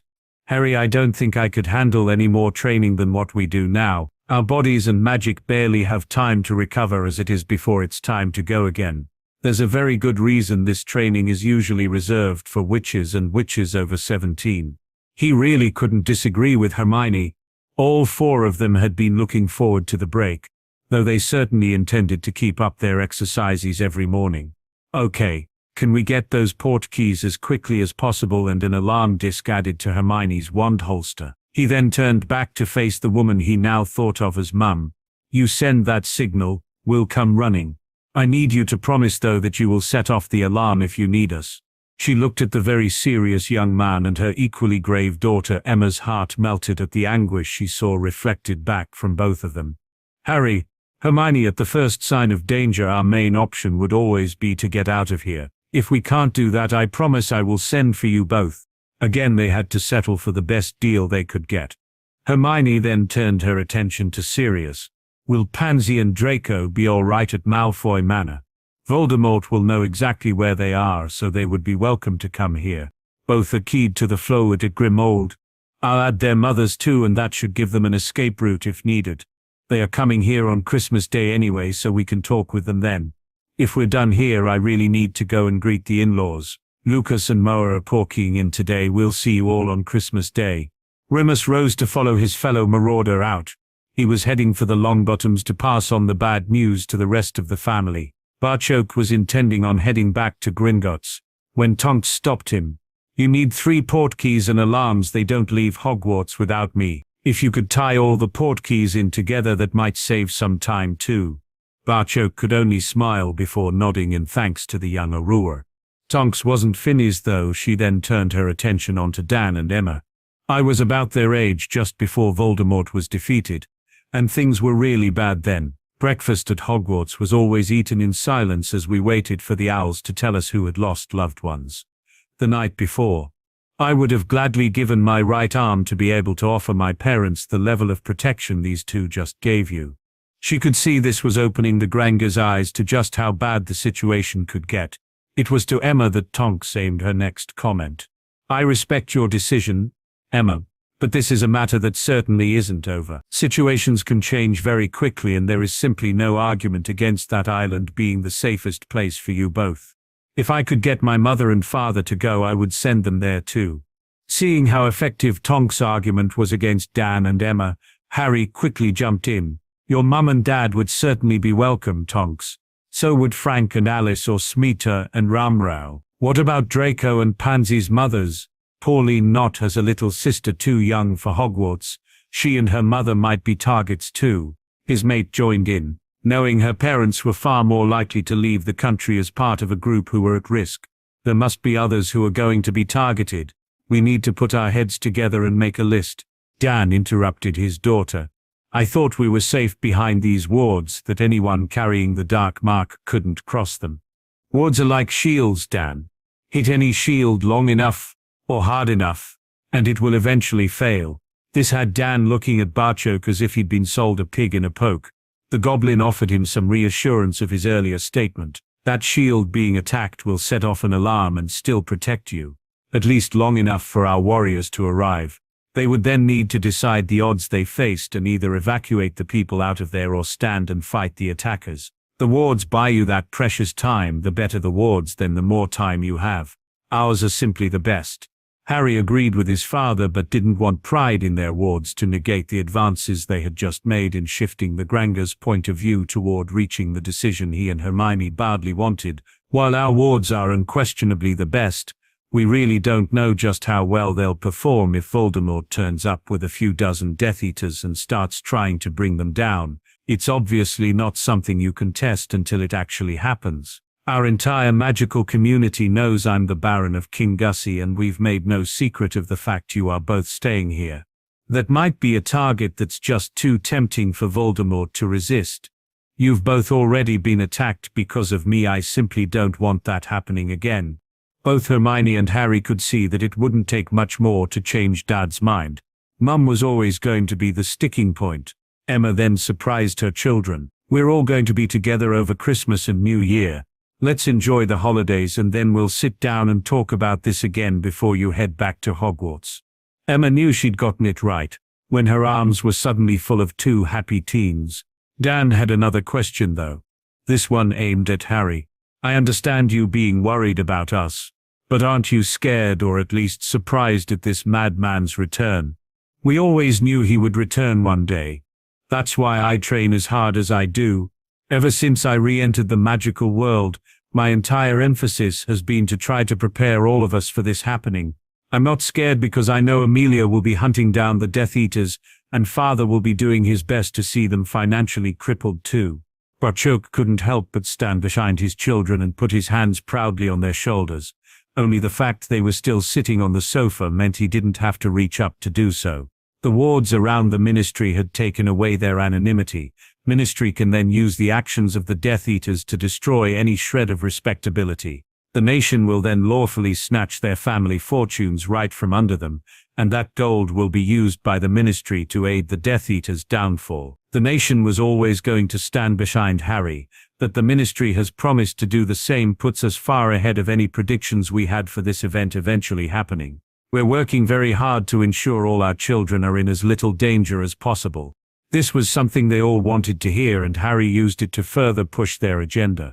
If he returned without those changes being made, we would probably all be heading for our island today. If that had been allowed to happen, all our predictions said it would require nothing short of a miracle to stop Voldemort taking over the country. I'm a warrior with a warrior's training. That training teaches us not to fight against suicidal odds like that, especially for a country that won't support you.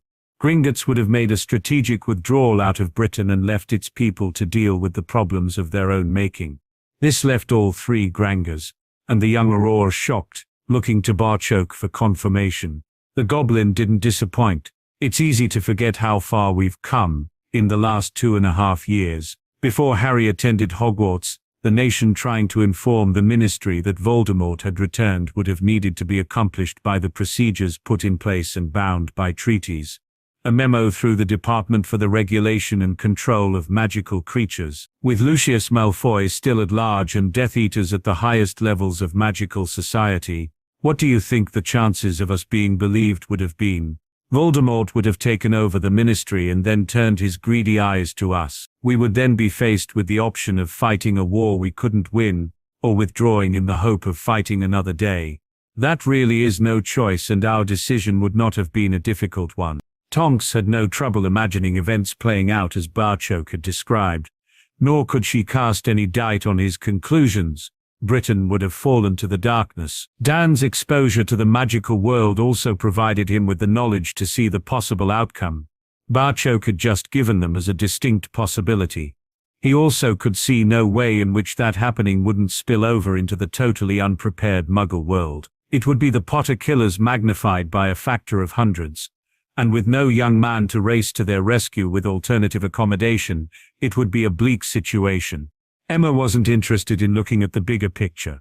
She didn't know if her pregnancy was already affecting her hormones, but all the mother could think of was how that would have affected her now growing family. Harry and Hermione found themselves being held tighter by a mother who was now thinking there were worse ways of spending your time than staying on a tropical island. Sirius currently had his hands full with a very happy Moa Hobson, and thinking there were worse ways of starting your day. Oh Sirius, I'm so happy for you both. Thanks Mo. We're pretty pleased about it ourselves. We may have to put off our big announcement though. I just discovered what Dan and Emma wanted to tell those two. I wouldn't want to steal their spotlight. His wife was delighted for the couple and they quickly decided to wait until New Year's Eve to make their announcement. Like Emma, Henrika wanted her family to know the news first, waiting another week to tell all their friends. She and Sirius were going to have a daughter wouldn't exactly be a hardship. Her mother might have a problem with that though. She was already suggesting names for her granddaughter. Lucas was walking around with a grin almost as wide as Sirius's. Considering they were going to get some Christmas shopping done today, then that really was quite an achievement. Getting seen Mungo's warded on Christmas Day was certainly an achievement. Amelia had faced very few problem when screening the hospital staff. She supposed a healer's oath to aid those in need would probably prohibit them joining an organization where they rape, maim and murder for fun. No. Amelia's biggest problem had been what she herself should do over the festive holidays. She knew Susan was really looking forward to spending Christmas in Kinkasi with her friends, but even more so to having them all at her home to celebrate the arrival of the new year. While cancelling the event wouldn't raise too many eyebrows, news of the party hadn't exactly been spread all over the ministry. She did know Susan would be bitterly disappointed. Amelia had taken the decision just to act as if everything was normal, even though Susan was well aware a certain madman had returned. The head of the DMLA had trouble remembering being an age where what dress she was going to wear to her New Year party was more important than a returning Dark Lord. Amelia also knew that attitude wouldn't last. War had a way of touching everyone's life, and that's what they would face if they allowed Voldemort time to build up his support. She almost needed supporting herself as they were led into the new ballroom at the Baron of Kingasee's home. It was simply stunning. Both Amelia and Susan made their way over to the magnificent Christmas tree in the corner of the room. Sirius had invoked Kris Kringle again this year, and everyone had quickly confirmed they would participate. The presents would be handed out after dinner, giving their meal time to digest before the dancing began. Amelia almost choked when she spotted Moody at the party, and watched in disbelief as he slipped a present under the tree. She was mentally calculating just how many spells he would cast on the present he received before deciding it was safe to unwrap. It was good to see all their friends again, and Amelia was now sure she'd made the right decision.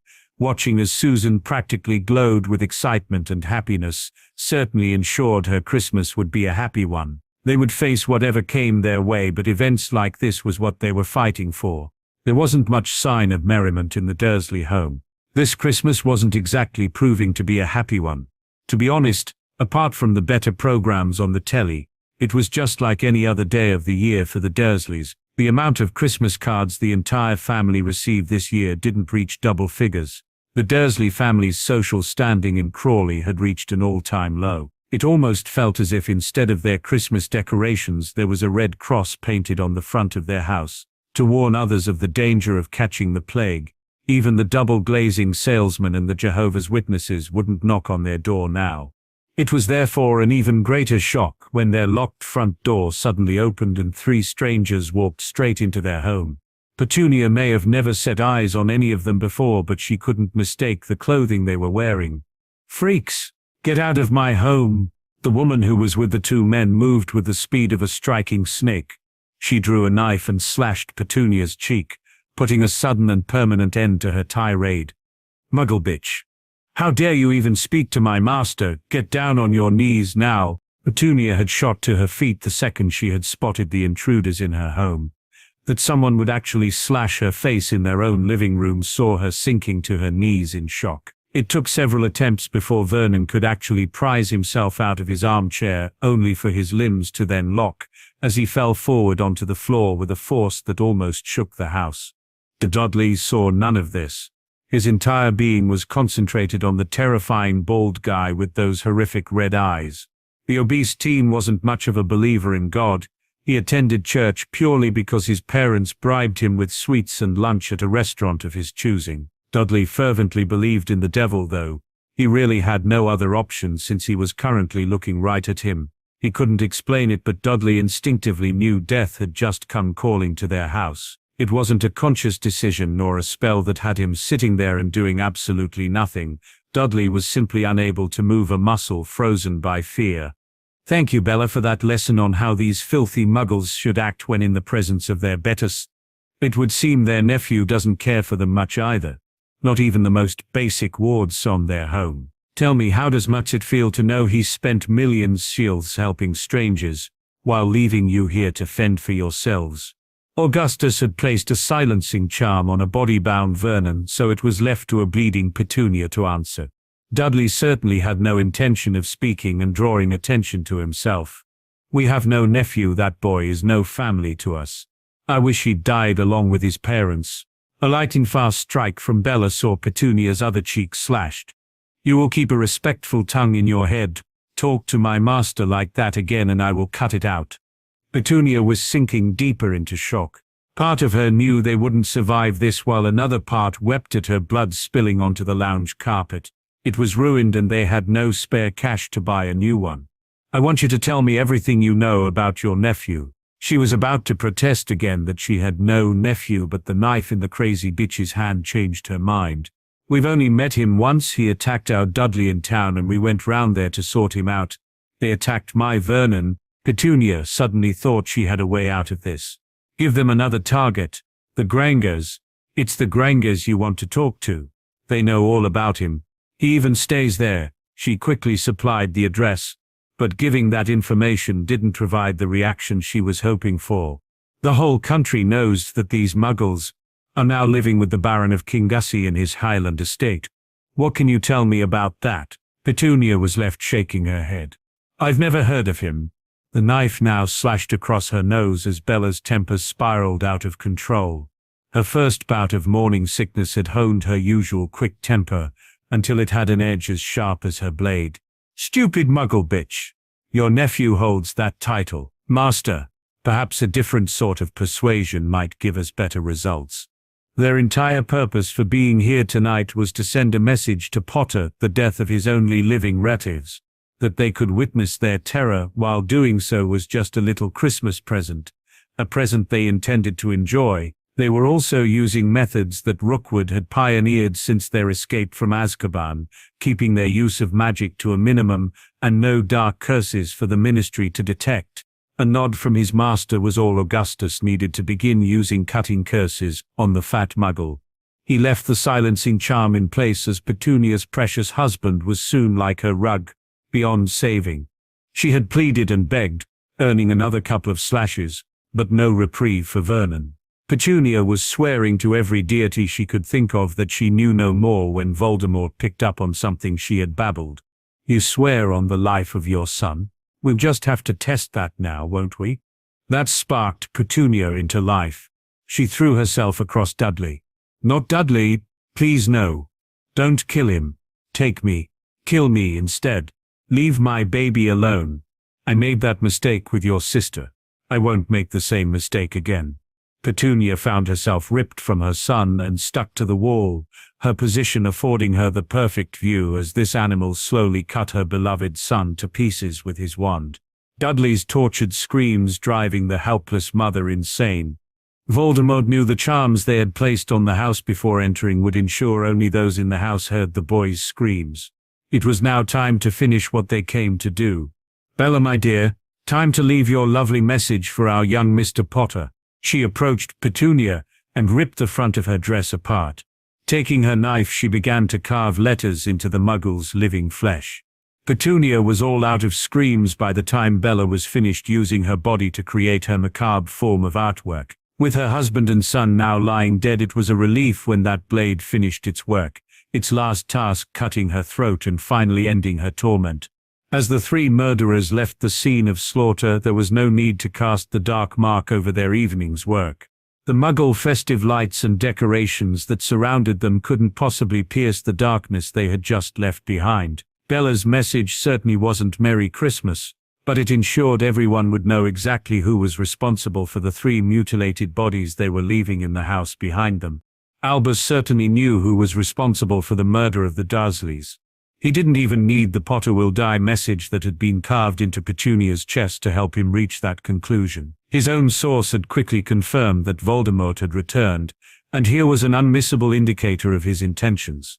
This was clearly targeted to cause the maximum possible psychological damage to young Harry. As he put down his newspaper, Albus was finding it difficult to generate any sympathy for the obnoxious Muggle family he had argued with all those years ago. He'd warned them in great detail that this outcome was a distinct possibility if they didn't take Harry into their home. They had refused Harry and the blood protection their nephew would have provided. They thought they knew better than Albus Dumbledore, assuming they were safe simply by moving home, and Albus had been proven right. The Dursleys would never learn it was a mistake not to follow the advice of Albus Dumbledore, but others could now reap the benefits of his wisdom from this situation. With Tom's return, the entire country would quickly see the error of their ways, and the name Albus Dumbledore would shortly be on their lips. Those very same lips would soon be begging for him to return and once more lead the country in the battle against Voldemort. His plans called for them to suffer a little longer. It wasn't time for him to make his triumphant return to Britain and Hogwarts. Soon, but not quite yet, Harry slipped out of Hermione's room to find a worried Dan and Emma waiting on him. How is she? People Hermione knew have been butchered in their own Crawley home on Christmas Day. She's taking it hard, even though she may not have liked the Dursleys. She still went to school with Dudley for 5 years, and you wouldn't wish his fate on anyone. And how are you coping? Dan, they weren't my family. I was prepared to give Dudley a chance, but the one time we met he refused my offer of a handshake and attacked me. You were both there when I met his parents. They were even worse than their son. To be honest, the murder of little Bi Potter affected me more. The Dursleys played a part in their own downfall. Poor Bi just happened to have the last name of Potter. It was a confused Emma who asked Harry to explain that the Dursleys outed that I was the Potter these killers were after, endangering you and everyone in Crawley. It also painted a large target on them, something they obviously didn't think about when they were spreading their news all over town. I'm just so glad that none of my family were anywhere near Crawley yesterday. This saw Harry pulled into a hug, as Emma kissed him on the cheek. So are we, Harry, so are we. Stay with Hermione tonight. She needs her mate to hold her.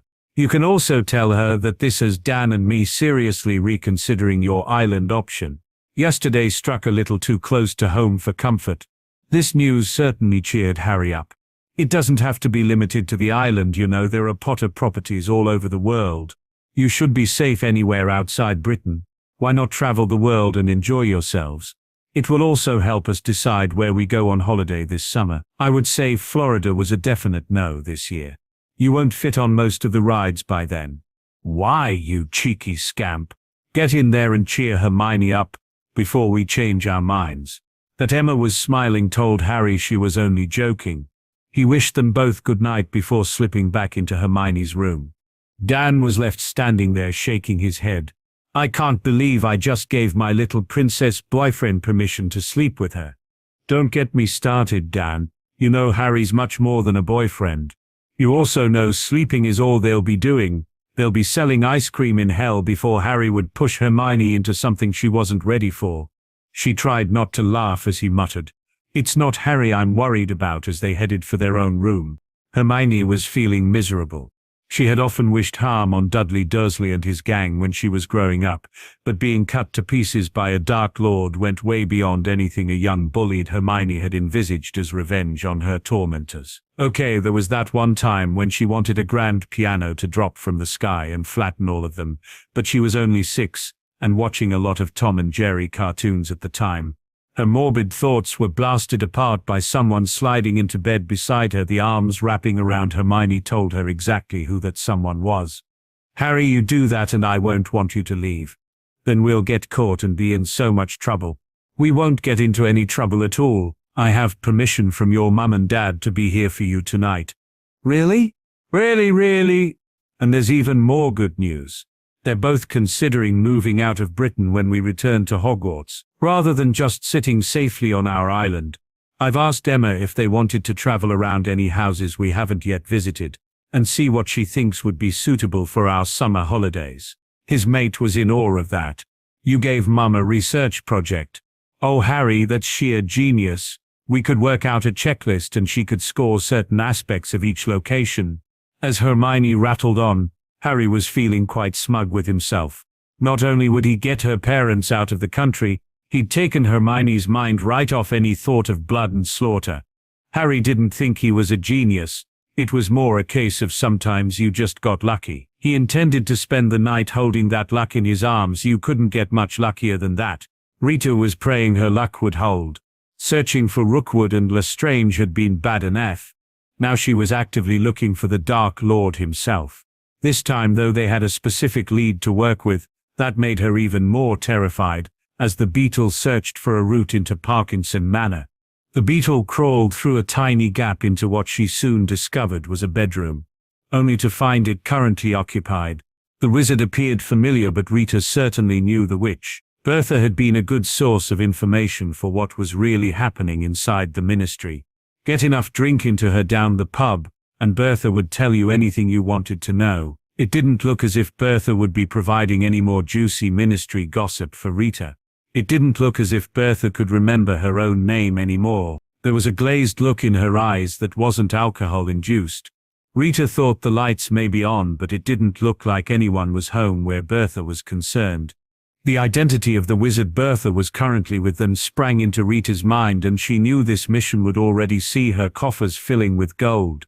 Lord Black and his godson would pay a small fortune to the person who handed them Peter Pettigrew's location. She carefully flew down and crawled under the bedroom door, figuring on a quick look around before getting back out and heading past the wards. Rita was actually hoping she wouldn't see anyone else. As the beetle began searching for another exit, what she found instead would stay with her for the rest of her life. There was a body hanging from the entrance hall chandelier by its ankles.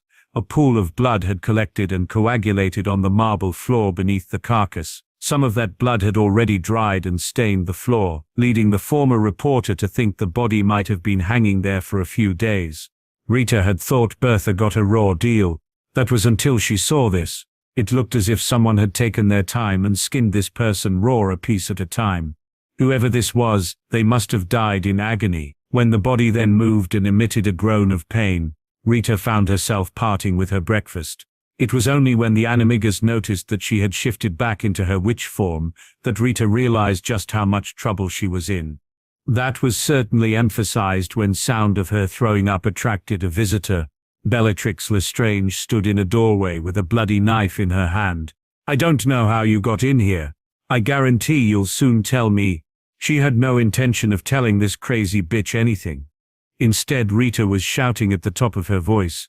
"Emergency, now, now, now." Rita watched in horror as the knife sped through the air toward her, the loud crack ringing in her ear, signaling her goblin emergency portkey had done its job, and crashed through the wards. She arrived in Barchoke's office with the sound of Gringotts' alarms now ringing in her ears. Rita didn't care about that. She was far too busy running her hands up and down her body. She expected there would be lots of pain involved if there was currently a knife sticking into her, but only after her hands had confirmed there really wasn't could Rita finally relax. Rita relaxed right into a dead faint. There was no relaxing at the Malfoy home. Draco was worried that Sirius had practically summoned them to Grimmauld Place. That Sirius had also included both of their mothers in that summons certainly didn't ease that worry. Leading them through to a lounge where they found Amelia to be waiting on them just took that worry to another level. Their serious faces meant there was no way this was going to be good news. At least Amelia didn't keep them waiting long to hear it. "Elspeth Pansy, there's no easy way to say this. Edmund is dead." Most of the time Amelia loved her job. This part of it, though, really sucked. It took both ladies a few minutes to regain enough control to ask what had happened to their father-husband. "Voldemort was actually hiding in your home. The ministry arrived with over 70 auras but had just missed him. We found Edmund in the entrance hall. He'd been tortured and then murdered." Again Amelia was forced to wait until both witches had a grip of themselves before she could continue. "We have no way of knowing how many witches and wizards answered or refused Voldemort's summons. It would appear his intention was to use Edmund as an example to the rest of his Death Eaters. The ministry doesn't want his death to be in vain and would like to do the same." This confused everyone until Amelia spelled it out for them. We want to portray Edmund Parkinson for exactly what he was, a brave man who made a mistake over a decade ago.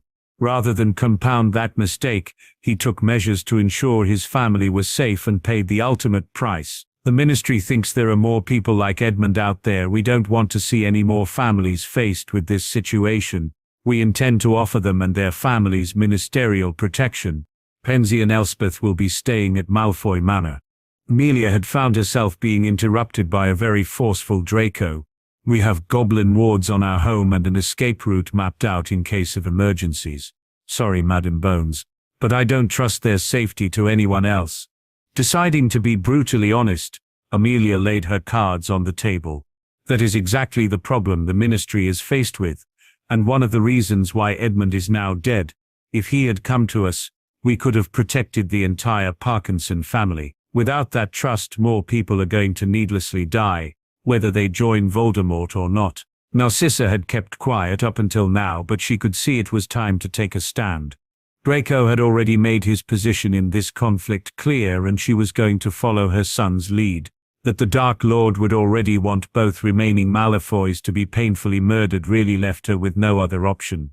Their fortune still being tied up, preventing them leaving the country for safety. Madam Bones? I agree with Draco in that both Pansy and Elspeth will be staying with us. I also understand the issue of trust that you are trying to deal with and believe the Malfoys can be of help. If you discover families who no longer want to follow the Dark Lord, we would happily offer those families shelter and refuge at Malfoy Manor. Since no Death Eater can cross our wards, the ministry would only have to provide protection for those family members carrying the Dark Mark. Here was an extremely generous offer that Amelia very quickly accepted. They had been trawling through properties the ministry owned with an eye toward having them warded and designated as safe house. This was a ready-made solution. That anyone caught in those circumstances would be a pure blood was already a given, which was probably the reason Narcissa Malfoy made the offer. The Malfoy name still carried some weight amongst these particular witches and wizards, though. Knowing their families would be safe behind the wards and walls of Malfoy Manor might just be the difference to those Death Eaters currently undecided on what to do next. Elspeth had understood there was a good chance she wouldn't be seeing Edmund again when they parted that night. Hearing her worst fears had been confirmed, knocked the witch for 6. She was slowly recovering, though. There was the Parkinson name and her daughter still to protect. Excuse me, Madam Bones. Are you saying that the Parkinsons are going to be under ministry protection? Does this mean there won't be ministerial fines levied against our family? That's exactly what I'm saying, Elspeth. The ministry will protect not only the family members but the family name and fortune too. We intend to let this public offer sit for a few days before waging all-out war on every Death Eater we know about, using Veritaserum on those Death Eaters we capture, should provide us with any missing names. We want to use your husband's death to publicize this offer. Even if we only save one more family, it would be considered a success. Pansy was currently clinging to Draco with her tears soaking his shirt.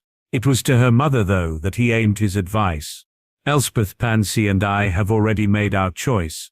We've rejected the Dark Lord and all that he stands for. We don't want things to go back to the way they were. The wizarding community should be moving forward, not back. Voldemort will take great pleasure in killing me, my mate, my mother, you, Amelia, Sirius and anyone else who stands in his way. We won't be the ones doing the fighting, but you must see we're stronger opposing him if we all stand together. Pansy's sobs actually increased, causing Draco to ask her what the matter was. My father cast me out of the family. I know he only did it for my own protection. I was thinking that when this was all over, I would be able to be a Parkinson again. Now that can never happen. There was one person there who understood what Pansy was going through. Sirius tried to comfort the girl. I was only a few years older than you when I ran away from home. My mother and father disinherited me, making my younger brother the heir to the Black family. He was murdered by Voldemort before he even got the chance to turn 18, yet my mother still supported the mad bastard. You will be a Malfoy in a few years, and that throws up lots of options. While your mother can't bring you back into the Parkinson family, she can do that for any grandchildren she recognizes. Your second-born can take the Parkinson name, ensuring that family doesn't die out. Pansy looked from Sirius to her mother. Elspeth's nod saw her attention switch to Draco. When his mate looked at him with so much need in her heart, Draco was always going to say yes. Pansy was still in tears though as she grieved for her father. Draco held her and spoke so all of them could hear. Your father died knowing he had saved the two most important people in the world to him. We can now give him a chance to fight back against his murders. I know I don't have a say in this, but I think you should both say yes. I think that's what he would have wanted you to do, protect the Parkinson name and stick it to Voldemort at the same time. Pansy's eyes shifted once more to her mother. A tearful Elspeth again nodded her agreement. It was a much relieved Amelia who enlightened them on what would happen next. The story of Edmund's murder will appear in the Prophet, along with who we suspect carried it out. The ministry will then appeal for people to come forward and we will offer them protection. How are they going to contact you? A confused Draco had interrupted Amelia again. No one bearing the mark can enter the ministry. Rather than being annoyed, Amelia was quite pleased at how quickly the young wizard had picked up on that. They can't enter the ministry, but they can enter Gringotts. All they have to do is approach a teller and ask to see a ministry representative. The goblins are providing us with private rooms and will have extra security on the bank floor. We will have teams of Aurors patrolling Diagon Alley and a squad stationed outside the bank. Anyone wanting to ask for help will be able to do so in safety. This level of organization and competence from the ministry stunned both mothers. Pansy, though, had expected nothing less. Told you things were different now. Voldemort will pay for what he did to my father. If we wouldn't be so far behind, I would ask Harry if Draco and I could join them in their training. It was with hope in her heart that Amelia left the grieving family to head back to the ministry. Those people in that house should be some of Voldemort's strongest supporters. That they were now ready to stand and fight against him meant that this time they might just be able to finish him and his Death Eaters off once and for all. This was their first piece of good news since the solstice. Cornelius could be doing with hearing some good news. He was currently being faced with a failed scheme of his own. Ludo Bagman always gave Cornelius the impression that a few of those bludgers the former beater was supposed to hit had slipped through his guard and smacked him on the head. Ludo was a fly-by-the-seat of his pants type of wizard, whose only skills appeared to be the ability to once a year assist with organizing the upcoming Quidditch season. These were hardly sought-after qualities and certainly not abilities worthy of a head of department salary, but Ludo had been appointed to that post before Cornelius became minister and had proven really difficult to get rid of. Dolores Umbridge, on the other hand, was a witch who never did anything without a plan. She was the ministry's ultimate schemer, and Cornelius had thought he'd pulled off a masterstroke by forcing the two of them to work together. He was sure they would drive each other crazy and expected a resignation to be appearing on his desk within a month of her appointment. The minister would have been happy whichever one of them resigned, but instead was presented with the Quidditch World Cup final being held in England over the summer and then the prospects of the Triwizard Tournament being revived in Hogwarts. A few months later, the final might have held more interest if any of the home countries made it through, but Wales were already out. Scotland would soon follow, while England again appeared destined to snatch defeat from the jaws of victory once more, living up to their tag of perennial underachievers. There was still hope that the Irish just might ride their luck all the way to the final, though, that at least would give the expected crowd something to cheer about. It was mainly the second of those events that saw Cornelius facing these two today. If the Triwizard had been compromised in any way, then the ministry needed to know now. You will both have seen from today's Prophet that our Death Eater problem hasn't gone away. While the article only speculates on the fact that Voldemort may have returned, I can tell you both that the ministry is certain he has. He gave that news a moment to sink in before continuing with the real reason for having these two in front of him. This next part is not for repeating outside this room. Voldemort appears to have captured Bertha Jorkins. While we are doing everything in our power to get Bertha back, it goes without saying the poor soul would have been tortured to tell anything and everything she knew. That brings us to why I have you sitting here today. How much does Bertha know about the preparations for the Quidditch World Cup final and the Triwizard Tournament? We need to know if those events have been compromised and whether changes need to be made. Ludo tended to sign whatever Dolores put in front of him, so had no idea how to answer that question. He looked to his deputy in the hope that she did. His deputy currently had a slight dilemma on her hands. She had of course taken all the credit for Bertha's work on the Tri-Wizard, and the last thing she wanted to do here was admit to that. There would also be the problem of, should everything have to be changed, who Dolores was going to be able to get to do all the work then needed to reorganize the tournament. Her decision then was an easy one for Dolores to make. Because of the nature of the event, details of the cup final are all pretty public. I honestly don't see any point in moving the proposed stadium to another location that we'll soon have to publicize anyway. Cornelius could certainly see the sense behind that argument. His own thoughts had moved along the same lines. He nodded to Dolores to continue. It would be this part where Dolores would have to lie through her teeth. That the only person who could possibly contradict her was apparently currently a prisoner of Lord Voldemort, meant it was a lie Dolores was sure wouldn't come back to hurt her. As for the Tri-Wizard tournament, Bertha certainly knew there was going to be a tournament held and what schools would be competing. Her knowledge beyond that would be minimal, mainly hearsay and anything she might have picked up around the office. No specifics of the tournament. The minister had to accept the facts given to him, but Cornelius had more to say on the matter. The next few months could be critical for our country. I may have to take decisions you don't like, but people's safety has to be our first consideration. The very idea that the Quidditch World Cup could possibly be cancelled for safety reasons shocked Ludo into action. He intended to make a lot of money off this event by running a book. Why don't we bring the goblins on board when the wards are being erected? If the stadium was inaccessible to Death Eaters, then that should remove any threat to the spectators' safety. If things get anywhere near as bad as they were the last time, being able to enjoy a cup final in safety would give wizards and witches something to look forward to. Cancelling this prestigious event would see our standing drop not just in Europe but all over the world. I like the idea of the wards, and will task Arthur with making inquiries to Ambassador Barchoke on the matter. We have no intention of letting things get as bad as the last time, but these high-profile events will be tempting targets to these terrorists. We have to weigh up the damage to our standing cancelling events would have against holding them and our security being seriously breached. The ministry will proceed as normal at the moment, but the next few months will be crucial for more than the future of these tournaments. Ludo and Dolores left the minister's office, shocked at the change in Cornelius.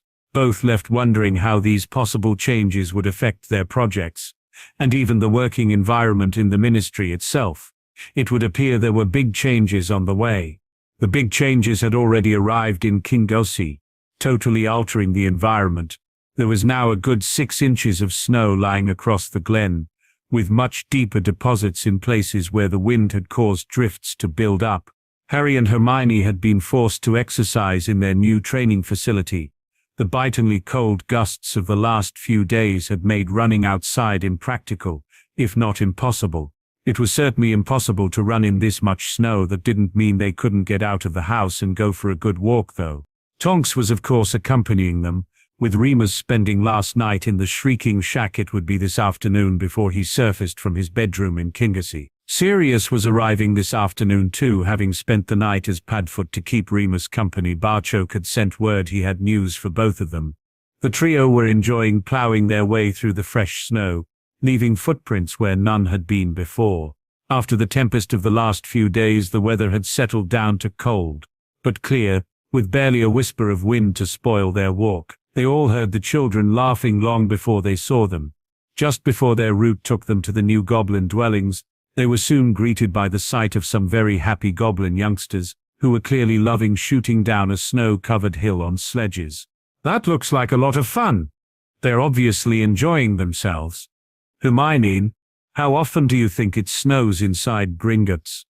Harry's question had both witches looking at him, while Harry's gaze never left the laughing youngsters who were now excitedly waving to them. This is what the nation has been denied for centuries. Simple things that you both take for granted are only now being enjoyed by our citizens, and then only a precious few of them. That is why we fight so hard. Isn't that scene there worth fighting for? His mate of course agreed, but this wasn't the time for that discussion. She had something else in mind that should save Harry's mood from crashing. He had done so much to further goblin relations but then felt terrible. It wasn't even more Hermione didn't want him brooding, and was sure she had a way around that. So, Centurion Crow, are you saying you've never been on a sledge before? I think then it should be up to Tonks and I to teach you. After joining the group and exchanging greetings with the children and their parents, they went to the top of the hill where Tonks transformed some rocks into a sledge. Hermione soon had Harry plonked on the front of it. He was about to complain when Hermione snuggled up behind him and wrapped herself around his body. Harry was just thinking sledging could be a good thing when Tonks pushed them off. Hermione had the guide rope held in her hands in front of Harry and steered while they shot down the hill, both laughing all the way to the bottom. The sight of Centurion Crow, his mate and an aura continually shooting down the hill saw one of the goblin parents tentatively climb onto a sledge with their toddler in front. The youngster's happy screams soon had more parents doing the same. After spending the rest of the morning sledging, the trio found themselves with multiple invitations to visit homes and get something warm inside them. The problem of which invitation to choose was soon solved for them by the simple act of a little girl grabbing Hermione's hand and dragging her new friend in the direction of her house. This raised lots of laughter amongst the goblins present, especially since the Centurion was left with no other option but to shrug his shoulders and follow after his mate. The person whose house they were now heading toward quickly solved any possibility of the rest of the children feeling left out by inviting them along too. The other mothers were dashing into their own houses. All then arrived at the home the trio had been led to with trays of snacks. The goblin hospitality consisted of a roaring fire, mugs of hot ale and enough snacks to feed the entire Weasley family for a fortnight. Both Hermione and Tonks had read Henrika's book multiple times. They knew it would be considered impolite not to eat something from every platter that was offered to them. They had certainly burned off some energy dragging their sledges up the hill, but neither witch would be eating much for dinner tonight. The home was snug and warm, Spartan though to wizarding and muggle tastes. What couldn't have been warmer was how welcome they were made. Hermione and Tonks being able to speak to their hosts in their own language certainly earned them respect. It was the children though that held Hermione's attention. She was reminded of another young girl, Danielle Dugan, and her reaction to father. They were treated as welcome guests by the adults, but the young children treated the trio more like they were their friends who had just spent a wonderful time with them. Sledging down a hill, she was reminded again that children aren't born with bigotries against people who are different. Hermione had now witnessed this from both sides of the divide. That she was sitting with a little goblin girl on her knee made that point impossible to refute. It was a happy but weary set of travelers that eventually arrived back home, that weary and dropped away though, when they heard the shouting. That they instantly recognized all the voices doing the shouting didn't lower their anxiety any. They headed straight for the room that the sound of the confrontation was clearly coming from. You can't expect me just to sit back and do nothing. That little bastard cost me over a decade in Azkaban. There was no compromise in Barchoke though. He fired right back at Sirius. I think you'll find that it was you chasing after Pettigrew that cost you that decade, not something any of us want to see repeated. Remus was normally someone who could be relied upon to try and bring some measure of calmness to a situation like this, having undergone his transformation last night that was never going to happen here today. That's easy for you to sit there and say, we trusted this man like a brother and he betrayed us. All I keep hearing about from you is family, family, family. What's the goblin response when that family gets betrayed by one of its own members? Remus ended up in Barchoke's face. His last question was practically growled at the goblin. They hadn't seen the trio enter, but their presence was soon announced. This situation was not something Harry was ever going to stand for. His anger was clear and his answer was as loud as Remus's shouted question. We goblins look after any family that needs it. Revenge comes a poor second to caring for one of your own. I know what Sirius did was stupid. Even Sirius knows what he did was stupid. He's paid for that mistake though in an Azkaban cell. Where were you? Remus, where were you when members of your so-called family needed you? If you counted Pettigrew as a brother, then I'm assuming my father would have been considered the same. That makes me your nephew. A nephew you abandoned. Harry's words took all the fight out of Remus. He didn't argue because there wasn't an argument he could put forward for his actions or lack of them. He'd basically crawled into a hole and hid from the world. Harry was relentless though, making his views on the matter clearly known to everyone. Let's get one thing straight here. If we're playing the blame game over this, then there is certainly enough to go around. My parents deserve some, for putting their trust in an obscure charm and the wrong person. Had they moved to the Potter Island, both would certainly have survived past that Halloween. Since both he and Hermione were trying to ensure the Grangers took this action, it was difficult to refute Harry's claim. He wasn't anywhere near finished, though. Sirius, Hagrid, Dumbledore, McGonagall, Lupin, Pettigrew, Voldemort, there's more than enough blame for everyone to get a share. His gaze had been locked on Remus and Sirius throughout his rant. It then turned lovingly to Barchoke. The one person that no portion of blame can attach itself to is my father. He took me in when family wouldn't and has raised me ever since. Switching back to the two marauders, he rounded off his tirade. If either of you want to abandon what you have to go chasing after Pettigrew, then go ahead. Just don't go taking your tempers out on my father, because that is something I'll never allow, especially not in my house. Neither of you would be sitting here now if it wasn't for him. Harry's voice being added to the shouting match drew the rest of the house guests to see just what was happening. They saw what those in the room had already surmised. Centurion Crow was standing ready to do battle if necessary to protect his father. It was that same father, though, who diffused the situation before it could develop any further. Oh dear, Hermione, we really have our work cut out if we're ever going to make a diplomat out of our Harry. I don't know, Father. Sometimes Harry's direct approach is exactly what's needed. These marauders can be a pretty thick-headed bunch. Thankfully, we're teaching Crow's marauders that their mind is their most important weapon in any fight. If these two stopped and thought about what they were arguing over, then I'm sure they would realize that nobody wants Pettigrew's head on a stick more than Harry. That doesn't mean Harry's going to go chasing after the rat. He knows I'd never let him hear the end of it. Sirius won't be chasing after anyone. He has a wife now, and a daughter on the way. Henrika's news changed the entire emphasis of the room, with everyone now focusing on congratulating the Blacks. Not quite everyone, though. Remus quietly approached Harry to apologize for his outburst against his father and also for not being there when he was needed. With his temper now gone, it was Harry who was soon doing the apologizing. I'm really sorry for laying into you, Remus. That happening with the Dursleys on Christmas Day has had my mind thinking what would have happened if Vernon hadn't taken me to Gringotts. The very thought of being raised by them fills me with dread. If not for my father, I would probably still be walking about with a Horcrux in my head. The Dursleys wouldn't know how to spell that, far less how to deal with it. I know that night must have been hard for you too, but for me, it was almost catastrophic. My father saved me and helped make me who and what I am. I could never stand there and watch someone scream at him. I'm as impulsive as Sirius in that respect. Okay, I heard my name mentioned, and you two are far too serious here. Sorry for earlier, Harry. You were right. And Henrika soon pointed that out to me. After both had congratulated Sirius on his news, he then had a question to ask. There were 4 people we considered as godparents, and you two were in that group. What we decided was to ask Tonks, and Harry this time, with Hermione and Remus up next time. You two okay with that? The smile Harry was now wearing lit the room, while Remus was already joking about how long he'd be made to wait. Sirius now had his arms around both their shoulders.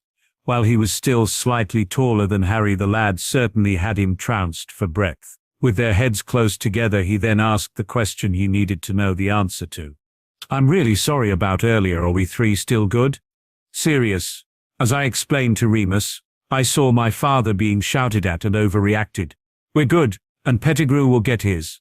I really don't care who does it, just as long as someone does. If Voldemort got hit by a bus, I wouldn't be disappointed. It wasn't me driving, I'd just be delighted he was gone. Hermione taught me that we need to listen to our brilliant girls more often. I now have my mate, 2 lots of parents with a brother and a goddaughter on the way. This is not the time to go charging into battle like a Gryffindor. Sirius was incredibly proud of his godson. That didn't mean he wasn't going to tease him, though. You certainly inherited your mother's eyes, but you also got something else. Her temper. Lily would have all of us scampering out of her way when she lost it. A very sweet but still scary witch. They were then approached by their 3 witches, all of whom had been listening to every word. Girls, what are we going to do with them? That question was quickly answered by Tonks. Don't take this the wrong way, Henrika, but you've already done everything there is to do. You married the Pratt and then got pregnant. Hey, I didn't know anything about these stupid marauders.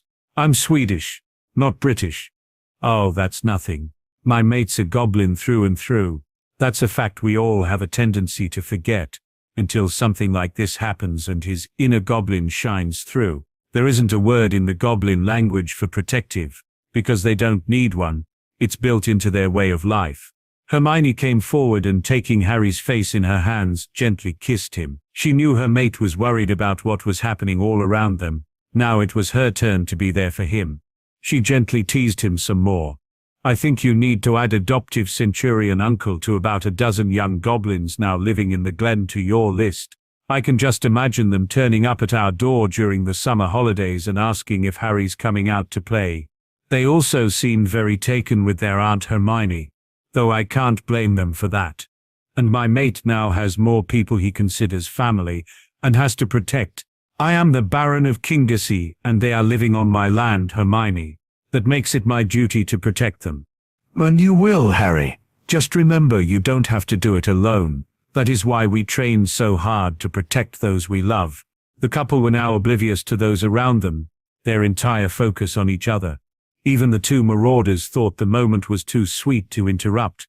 That, and they knew Henrika and Tonks would make them pay for it later. Borchoke didn't think he was the only one who picked up on Hermione's last comment. Dan too understood she trained as hard because she wanted to stand beside her mate in any fight. It was two mothers standing watching in the background who were left to sum the situation up. Moe was delighted the news of her daughter's pregnancy was now public, and at their choice of godparents. Protectiveness is a good trait for a godfather to have. This received Emma's agreement. It's a good trait for a husband, brother and son to have too. Rookwood was concerned about his unborn son. These thoughts, though, were not the typical concerns a parent has for their unborn child. Augustus was concerned either Bella could be killed or he himself might not live long enough to see his son born. He was now having to deal with two psychopaths, and one of them was pregnant, hormonal, and his mate. In all the raids he'd participated in, all the murder, rape and torture he'd witnessed, nothing had prepared Augustus for what he saw at Parkinson Manor, his mate sweetly singing nursery rhymes to their unborn child while at the same time cutting strips of skin off the screaming manor's owner, sent severe chills down the Death Eater's spine. Being pregnant was making Bella's condition worse, and then there was also their master to deal with. After having to flee the Parkinson home, they returned to the only place they could guarantee would be safe. Going from the manor to a tent certainly did nothing for the master's mood. Then Peter returned with a newspaper that just ignited his ire. It was left to Augustus to at least try and focus that ire onto something productive. Master, they tried the same tactic after Bella and I escaped Azkaban. Articles were printed in the Prophet that were specifically designed to provoke a reaction from us. His mate was sitting sharpening her knife while gently humming to herself. Bella, though, missed nothing and agreed with Augustus. They printed a picture of the cup you gave me for safekeeping, Master. It was being presented as a gift to Hogwarts. This was after announcing that the Lestrange vault had just been emptied to help in the fight against us. I think our son was conceived that day as Augustus fought to keep my attention away from storming the ministry. That was also the day we discovered we could find you. Augustus convinced me that was the best way to get back at the ministry. It was an enraged Voldemort who threw the offending newspaper at Rookwood. And just how do you think I should respond to that? How is this even possible? Can the ministry really have changed that much? It wasn't difficult to decipher what had upset their master. It was plastered all over the front page. That Parkinson was being portrayed as a hero who had saved his family was certainly a shock. The offer of ministerial protection to the families of any marked Death Eater who didn't want to serve Voldemort was astonishing, and could be disastrous for their cause. He didn't know how many believers their master expected to appear on the night of his rebirth. Rookwood was certain, though, that there wasn't a full turnout. It's that Bones bitch who's behind this. She's very smart, utterly ruthless, and has the ear of the minister. Augustus stopped mid-sentence. Bella's humming had halted, and she was looking at him strangely. He suddenly realized he'd been singing the praises of another woman, and his psychopathic, hormonal mate had a knife in her hand. I want her dead, love. That's all. She's a formidable obstacle that needs to be removed. Tom needed to do something. The Dark Lord living in a tent was never going to be acceptable for more than a few days. Lord Voldemort also needed to react in a way that stopped his followers hemorrhaging to the ministry and struck fear into the hearts of those who opposed him. He announced his decision. The Bones family have stood against me for the last time. They shall be the first victims of my return. In one sense, Augustus could see the logic in that move. He could also see that the Bones family would be well protected, both with guards and wards. This took him back full circle to concern for their unborn son. There was no chance Bella wouldn't participate in this attack. The gleam of anticipating a fight was already clearly displayed in her beautiful eyes. The Dark Lord once more called his followers to the scene of his rebirth, hiding his anger that there were now 2 Death Eaters less in attendance than had appeared on the night of the solstice. He really needed to reverse that trend tonight. Including himself was the only reason their numbers topped 24 witches and wizards in the graveyard. My loyal Death Eaters, tonight we take the first steps in reclaiming what is his, rightfully ours, by birth. These usurpers will taste our wrath for daring to try and deny us what we're due. They and the creatures they've aligned themselves with, these people delude themselves into thinking their new wards will keep them safe enough to thumb their nose at us. That all changes. Tonight we will prove once and for all, no one can hide from Lord Voldemort. This resulted in cheering, though how much of it was pretense couldn't be determined behind their masks. Tonight we attack a target protected by these wards, Sargum, and we will rip them down together. No wards are a match for our combined power. Bellatrix will then lead half of you into the house while the rest of us wait behind to slaughter the beasts. Sardus where we arrive. Swords and axes are no threat against a witch or wizard armed with their wand. Hearing these details saw those present entering more into the spirit of the occasion. Initially all had reservations. None was sure if their master had intended to storm the ministry itself tonight. Looking around had their confidence growing. There should easily be enough of them present to storm someone's home, and their master would be amongst them. This was more like it. More like what they were used to from the good old days of the last conflict, attacking a home with numbers overwhelming in their favor and killing everyone, after having a little fun.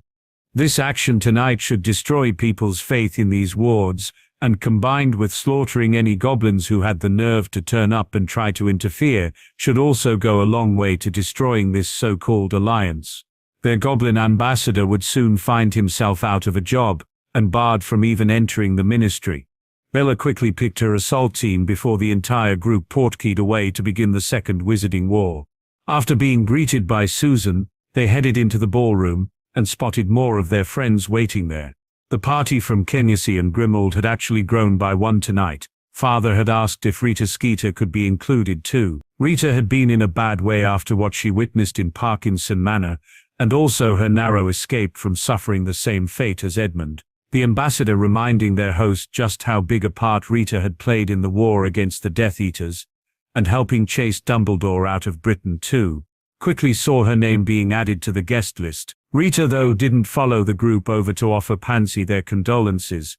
She really couldn't face the girl after witnessing what had befallen her father. The former reporter headed straight for the bar. Harry was delighted to see Pauline not along with Draco and Pansy, learning that her family was only one of those who had now moved into Malfoy Manor. He was also touched by both Padma and Luna hugging him and offering condolences for what happened in Crawley. Thanks, girls. But Padma, you knew the Dursleys as well as I did. You were with me the only time I met them, and we both know how those occasions turned out. It's actually affected Hermione more since she was in the same primary class as Dudley for years. This saw the girls switch their hugs to his mate as everyone began catching up on what had happened since they'd seen each other at Christmas. There were also friends they hadn't seen since the express dropped them off in King's Cross. Daphne and Blaze were there too, with Terry and Morag completing their Marauder trainers team.